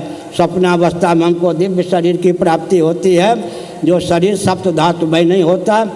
वैशेषिक दर्शन आदि के अनुसार वास्तव में तो विचार करें तो अभौतिक होता है। भगवान का श्री विग्रह दिव्याति दिव्य, जैसे जल स्वनिष्ठ अनागंतुक वायु इत्यादि निमित्तक शीत की प्रगल्भता से हिम का रूप धारण कर लेता है, उसमें वायु निमित्त कारण है, उपादान कारण स्वनिष्ठ शीतलता ही है। इसका मतलब जल ही बर्फ के रूप में है। इसी प्रकार भगवान जो होते हैं रामकृष्ण आदि, विशुद्ध सत्व उनकी अभिव्यक्ति में केवल तटस्थ निमित्त कारण है। भगवान का श्री विग्रह, उसका निमित्त भी भगवान ही, उपादान भी भगवान ही। जल जब हिम का रूप धारण करता है तो वायु तटस्थ हेतु है, स्वरूप में वायु का प्रवेश नहीं है। इसी प्रकार भगवत विग्रह हिम जो होता है उसमें निमित्त कारण शैत्य, उपादान कारण भी शैत्य ही, जल ही अनागंतुक शैत्य, क्या वायु इत्यादि की प्रगल्भता से अधिक हो जाए तो बर्फ। ऐसे भगवत विग्रह का निमित्त कारण भी भगवान सच्चिदानंद, उपादान कारण भी सच्चिदानंद, विशुद्ध सत्वात्मिका माया केवल उसमें द्वारभूत तटस्थ निमित्त कारण है। अब आप कहेंगे वेदांती, सुनिए, वेदांती जो भगवान के स्वरूप का चित्रण करते हैं, औरों से ऐसा बन पाएगा क्या? नहीं बन पाएगा। इसलिए अगर अवतार की बात भी समझनी हो तो शंकराचार्य का आलम्बन लेना चाहिए। उससे बढ़िया अवतार का प्रकरण और जगह हो ही नहीं सकता है। और सभी आचार्य हमारे क्या हैं, एक विचित्रवाद प्रस्थान भेदा नामक मधुसूदन सरस्वती महाभाग के द्वारा विरचित ग्रंथ है। उसमें न्याय वैशेषिक सब दर्शनों का सामंजस्य, सबका स्वागत किया गया। उन्होंने लिखा सभी आचार्य, हम भूल, सभी आचार्य एक मत, सभी सयाने एक मत। हमारे जितने वैष्णवाचार्य हैं सबसे हमारा तालमेल है। 80% कर्मकांड परक वचनों में कोई मतभेद नहीं, 16% उपासना कांड परक वचनों में कोई मतभेद नहीं, 1% ज्ञान कांड परक वचन को लेकर भी सबसे सामंजस्य। श्री वल्लभाचार्य से तो 99% वचनों को लेकर सामंजस्य, कोई विज्ञान है ही नहीं। इसलिए हम संकेत करते हैं 5-7 मिनट सुनिए। भगवत गीता के 13वें अध्याय का अंतिम श्लोक लीजिए। कट्टर द्वैतवादी मध्वाचार्य जी ने क्या इसका अर्थ किया? क्षेत्र क्षेत्रज्ञयोरेव मंत्रम ज्ञान चक्षुषा भूत प्रकृति मोक्षम च ये विदुर्यान्ति ते परम। भूत प्रकृति मोक्षम च, पंचभूत अपने कार्यों के सहित उपादान कारण प्रकृति दोनों का मोक्ष हो जाता है, बाद हो जाता, हो गया। कट्टर द्वैतवादी मध्वाचार्य ने यहाँ आकर के शंकराचार्य का सिद्धांत, उपनिषदों का सिद्धांत मान लिया, हो गया ये। और ना सतो विद्यते भावो ना भावो विद्यते सता, श्री रामानुजाचार्य ने लोकोत्तर चमत्कृति दिखा दी। रामानुजाचार्य ने क्या लिखा? 2 अध्याय श्री रामानुजाचार्य का भाष्य, विष्णु पुराण के पराशर जी का वचन उद्धृत करके लिखा, ज्ञानातिरिक्त ज्ञान स्वरूप आत्मातिरिक्त सब क्या है? असत, हो गया। सभी सयाने एक मत। इसलिए श्रीमद् भागवत के 11वें स्कंद में भगवान श्री कृष्ण का वचन है, विदुषाम किम अशोभनम, उसका अनुवाद किया कबीरदास बाबा ने, भले ये 11वां स्कंद न पढ़ा हो, सभी सयाने एक मत। राष्ट्र की बात हमने कहा, राष्ट्र की बात कही, सुनिए। ऋग्वेद में राष्ट्र शब्द का प्रयोग लोक और परलोक दोनों के लिए हुआ। देश शब्द सीमित अर्थ का वाचक है, वाचक, देश काल वस्तु स्थान विशेष। अब ये पात्र जितनी जगह को छेकता है उतने का नाम भी देश हो गया। एतद देश प्रसूत से ब्रह्मावर्त का नाम देश हो गया। देश जो है सीमित अर्थ को द्योतित करता है। राष्ट्र जो है, भले सौराष्ट्र महाराष्ट्र कह दीजिए, मैं राष्ट्र कह दीजिए, ऋग्वेद में राष्ट्र शब्द का प्रयोग लोक और परलोक दोनों के लिए हुआ है। हिंदू राष्ट्र इसलिए चाहिए क्योंकि हम अपने भोजन, वस्त्र, आवास, शिक्षा, स्वास्थ्य, यातायात, उत्सव, त्योहार, रक्षा, सेवा, न्याय और विवाह के प्रकल्प को सुरक्षित रख सकें, पूरे विश्व के लिए आदर्श हो सकें। शिक्षा, रक्षा, अर्थ और सेवा का प्रकल्प सदा संतुलित रहे, जनसंख्या सदा संतुलित रहे, देवियों के शील की रक्षा सदा होती रहे स्वभाव से। इसके लिए सनातन वर्णाश्रम व्यवस्था के अतिरिक्त कोई व्यवस्था नहीं है। मोहन भागवत जी तुलसी प्रेम नाल सुनो। शिक्षा, रक्षा, अर्थ और सेवा के प्रकल्प सदा संतुलित रहें, जनसंख्या सदा संतुलित रहे और देवियों का शील सदा सुरक्षित रहे, भोग तथा मोक्ष का मार्ग प्रशस्त होता रहे। इसके लिए सनातन वर्णाश्रम व्यवस्था के अतिरिक्त और कोई व्यवस्था नहीं है। और मोटी भाषा में कह दें, कृत्रिम ब्राह्मण बनाने चलेंगे America, Britain, Germany, Japan, France से आधुनिक विद्यालय में, समय का अधिक उपयोग होगा। कृत्रिम क्षत्रिय बनाने में समय का अधिक उपयोग होगा, कृत्रिम वैश्य बनाने में समय का अधिक उपयोग होगा, कृत्रिम शूद्र बनाने में समय का अधिक उपयोग होगा, संपत्ति का अधिक उपयोग होगा। फिर भी संस्कार का आधान नहीं, पाँव को कितना भी प्रशिक्षण ने हाथ का रूप धारण नहीं कर सकता, संस्कार का आधान नहीं होगा, ऊपर की श्रेणी में सब भर जाएंगे, असंतुलन होगा। इतने दोष हैं। एक उदाहरण देकर प्रवचन को विराम करते, इसलिए हिंदू राष्ट्र चाहिए। हिंदू राष्ट्र किसी की खोपड़ी फोड़ने के लिए नहीं, किसी को मारने के लिए नहीं, अपने पूर्वजों के प्रशस्त मार्ग पर ले जाकर सबके उत्कर्ष की भावना से लौकिक उत्कर्ष, पारलौकिक उत्कर्ष, परमात्मा की प्राप्ति का मार्ग भी प्रशस्त। आधुनिक विज्ञान ने पूर्व जन्म पुनर्जन्म पर मोहर लगा दी है। नहीं, पूर्व जन्म पुनर्जन्म, स्वप्न के 3 शरीर हों, तीन शरीर, बीच वाला शरीर जो है प्रथम शरीर को पूर्व जन्म सिद्ध करेगा या नहीं, तीसरे शरीर को क्या करेगा, उत्तर पुनर्जन्म और उत्तर जन्म सिद्ध करेगा। पूर्व जन्म भी सिद्ध हो गया, पुनर्जन्म भी सिद्ध हो गया। इसलिए पूर्व जन्म पुनर्जन्म सब वैज्ञानिक तथ्य हम। और एक उदाहरण दे दें, एक एक जीव ने अनादिकाल से अब तक हम आप में से एक एक जीव ने जितने शरीरों को सब बना दिया है, एक कालावच्छेदन भगवान के द्वारा प्रदत्त दिव्य दृष्टि के प्रभाव से कहीं उन सब शरीरों का दर्शन हो। एक एक जीव के द्वारा त्यागे गए शरीरों से कोटि कोटि ब्रह्मांड पट जाए। ईश्वर के कार्यालय में भी लेखा जोखा नहीं, अनादिकाल से अब तक एक एक जीव ने जितने शरीरों को सब बना दिया है, उन शरीरों की अपेक्षा यह शरीर एक अधिक है। उनका लेखा जोखा ईश्वर के कार्यालय में नहीं, क्योंकि अनंत में गणित की गति नहीं होती।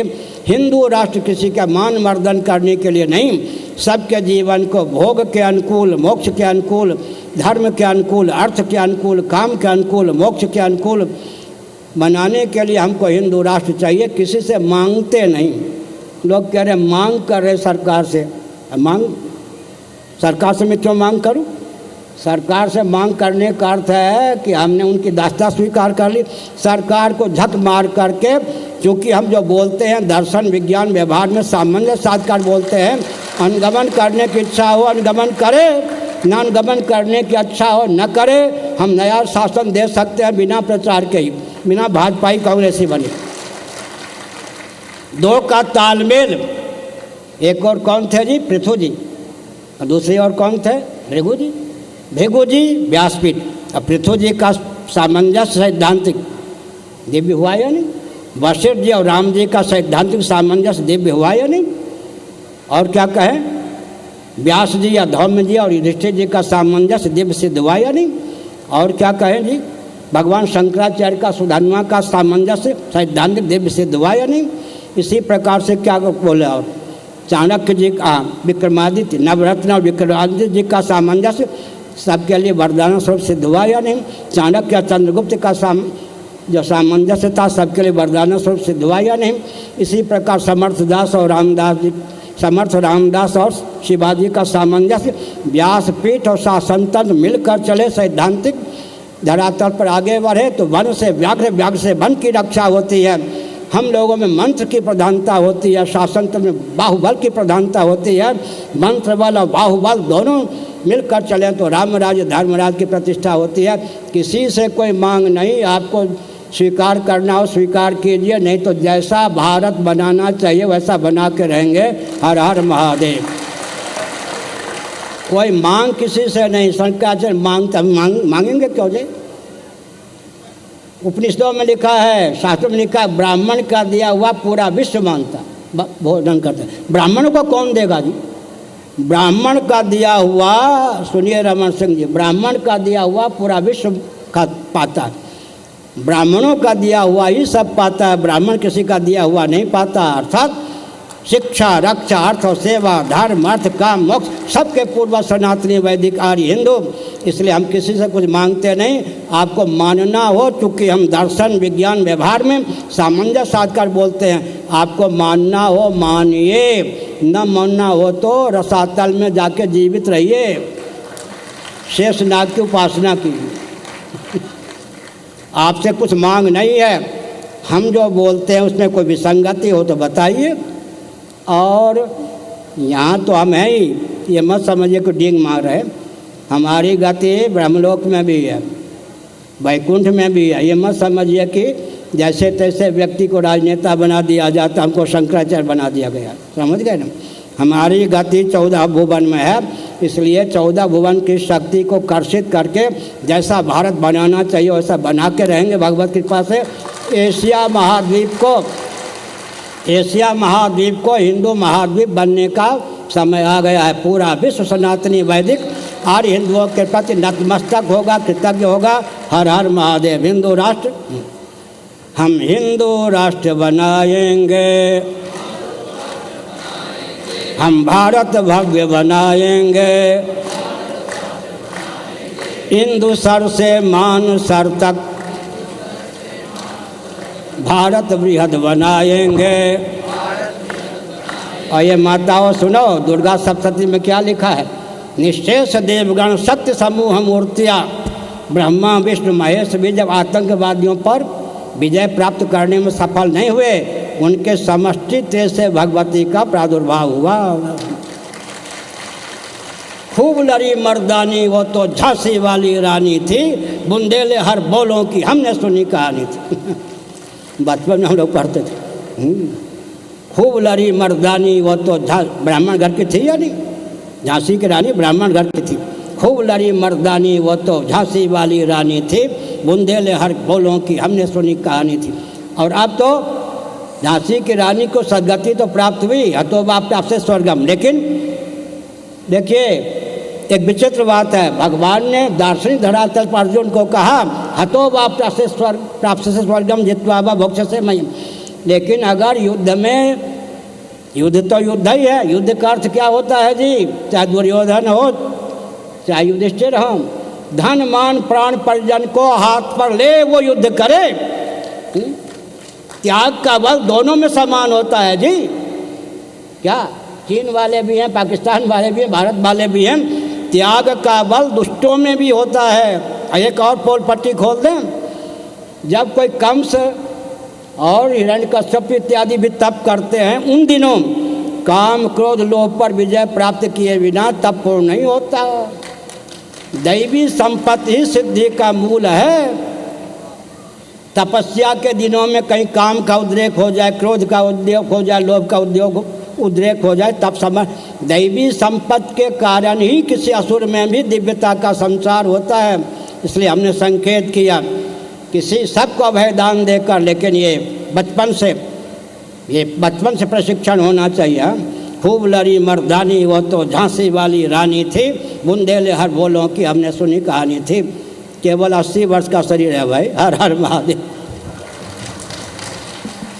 श्रीमद् जगत गुरु शंकराचार्य भगवान की। रोम वाला है। हाँ सुनिए, जो कई बार मैं कह चुका हूँ, फिर कहता हूँ, यह छत्तीसगढ़ है क्या? मुख्यमंत्री भी यहाँ हैं क्या? सीधे सुन रहे हैं या गुप्तचर के द्वारा सुनेंगे या बाद में सुन लें? आप या कोई भी पूर्व मुख्यमंत्री या वर्तमान या जो कुछ या भविष्य भी होगा कोई और ही, पूर्व वर्तमान जो कुछ भी हो, अगर मुसलमानों को लाला के छत्तीसगढ़ में बसाते हैं तो आपका रैन बसेला उगड़ जाएगा।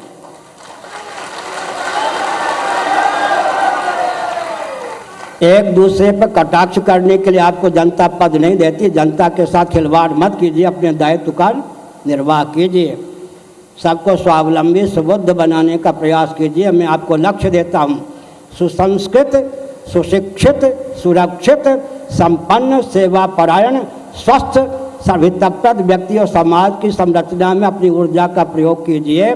सनातन वर्ण व्यवस्था को रौंदने में, रोटी बेटी की सनातन मर्यादा को तोड़ने में अपनी ऊर्जा का उपयोग मत कीजिए। थोड़े दिन के आप लोग मेहमान हैं, अगर ये करते हैं तो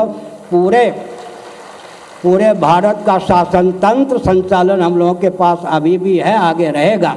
इसलिए मनमाना मत कीजिए, जनता का दुरुपयोग मत कीजिए, गुमराह मत कीजिए। पार्टी और पंथ में जनता को बांट करके कुचाल का परिचय मत दीजिए। अपने दायित्व का निर्वाह कीजिए।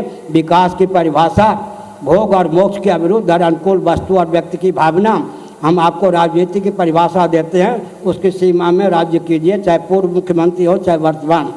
क्या मैंने कहा? सुसंस्कृत, सुशिक्षित, सुरक्षित, संपन्न, सेवापरायण, स्वस्थ, सर्वहितप्रद व्यक्ति और समाज की संरचना। हर हर महादेव।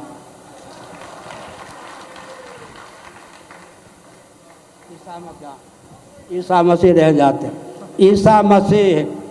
भाई पोल पट्टी खोल दे, आप लोग क्रिश्चियन बनने वालों से कहिएगा, रोम में ईसा मसीह की प्रतिमा ढक दी गई है।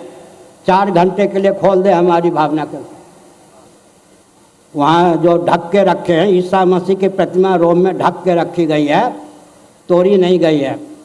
वहाँ ईसा मसीह के तिलक जो हैं वो वैष्णव तिलक हैं। जितने क्रिश्चियन हो जाए, आज ही क्रिश्चियन हैं, हिंदू से क्रिश्चियन हुए हैं या पहले से क्रिश्चियन हो गए, पहले से तो कोई था नहीं, हिंदुओं से क्रिश्चियन हुए, सब के सब वैष्णव तिलक लगाना शुरू कर दें। ये वैष्णव है, बालक दास जी है, सब जितने ईसा मसीह के अनुयायी हैं, रोम में ईसा मसीह जी की प्रतिमा वैष्णव तिलक से युक्त है। 4 घंटे के लिए मेरे कहने पर पर्दा हटा दें, सब जाके देखें, चित्र ले लें, वैष्णव तिलक से युक्त रोम में ईसा मसीह की प्रतिमा है। अगर आप ईसा मसीह के उपासक हैं तो वैष्णव हो जाएं। अब कोई कह सकते हैं फिर आप क्या होंगे सन्यासी? आपको नहीं मालूम है? दंड का नाम क्या है? विष्णुलिंग। हम वैष्णव नहीं है क्या? दंड का नाम होता है मुखजा नाम अयम धर्मो यदि विष्णुर लिंग धारणम। ब्राह्मण अगर सन्यासी बने तो विष्णु लिंग माने प्रतीक चिन्ह, विष्णु का भी व्यंजक संस्थान। और सुन लें बालक दादी, 6 गांठों वाला जो दंड होता है उसका नाम सुदर्शन। सुदर्शन मंत्र में 6 अक्षर हैं। 8 गांठों वाला जो दंड होता है उसका नाम नारायण। नारायण दंड में 8 गांठ होते हैं। 10 गांठों वाला जो दंड होता है वो कौन होता है? वासुदेव, गोपाल। गोपाल मंत्र में 10 अक्षर हैं। 12 गांठों वाला दंड होता है वासुदेव। वासुदेव मंत्र में 12 अक्षर हैं। 14 गांठों वाला जो दंड होता है अनंत।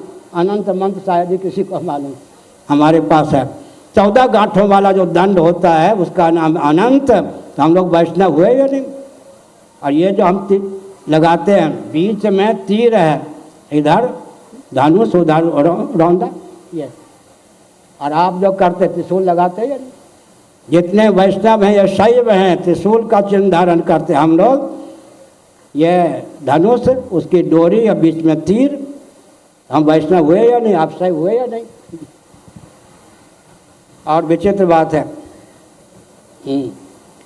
हमारे पूज्य गुरुदेव ने हमको बताया, श्रीमद् भागवत विष्णु पुराण है या नहीं? विष्णु पुराण ने वैष्णव पुराण है या नहीं? अंतिम अध्याय में देखिए, वैष्णवों में जैसे शंभु, वैष्णवा नाम, वैष्णवों में जैसे शंभु हैं, शिव हैं, वैसे पुराणों में भागवत है। वैष्णव के रूप में शिव जी का वर्णन श्रीमद् भागवत के अंतिम अध्याय में है या नहीं? इतना ही बहुत है जी। श्रीमद् जगत गुरु शंकराचार्य भगवान की, सत्य सनातन धर्म की अधर्म का, प्राणियों में विश्व का, गौ माता की गोहत्या भारत अखंड हो। पूरे उत्साह से बोलें, भारत, हर हिंदू, हर हिंदू, हर हिंदू। ये भावना जी ने जो दिव्य भाव से समन्वित होकर सभा का आयोजन किया है, भगवत कृपा से सर्वविध कल्याण हो परिवार सहित। और क्या, नाती पोता, दादा दादी सबके सही। हर हिंदू, पूरे उत्साह से गर्जन करना है, हर हिंदू, हर हिंदू, हर हिंदू सेना हो, हर हिंदू सनातनी हो, हर हिंदू, हर हिंदू, हर हिंदू, हर हिंदू। हम भारत भव्य बनाएंगे। डर डर के मत बोलिए, पूरे उत्साह से बोलिए, हम भारत भव्य बनाएंगे, हम भारत भव्य बनाएंगे, हम भारत भव्य बनाएंगे। श्रीमद् जगत गुरु शंकराचार्य भगवान की, धर्म सम्राट स्वामी श्री करपात्री जी महाराज की, गोवर्धन मठपुरी पीठाधीश्वर श्रीमद् जगत गुरु शंकराचार्य भगवान की। नमः पार्वती पते हर हर। हम सबों को जगत गुरु का मंगलमय मार्गदर्शन प्राप्त हुआ है।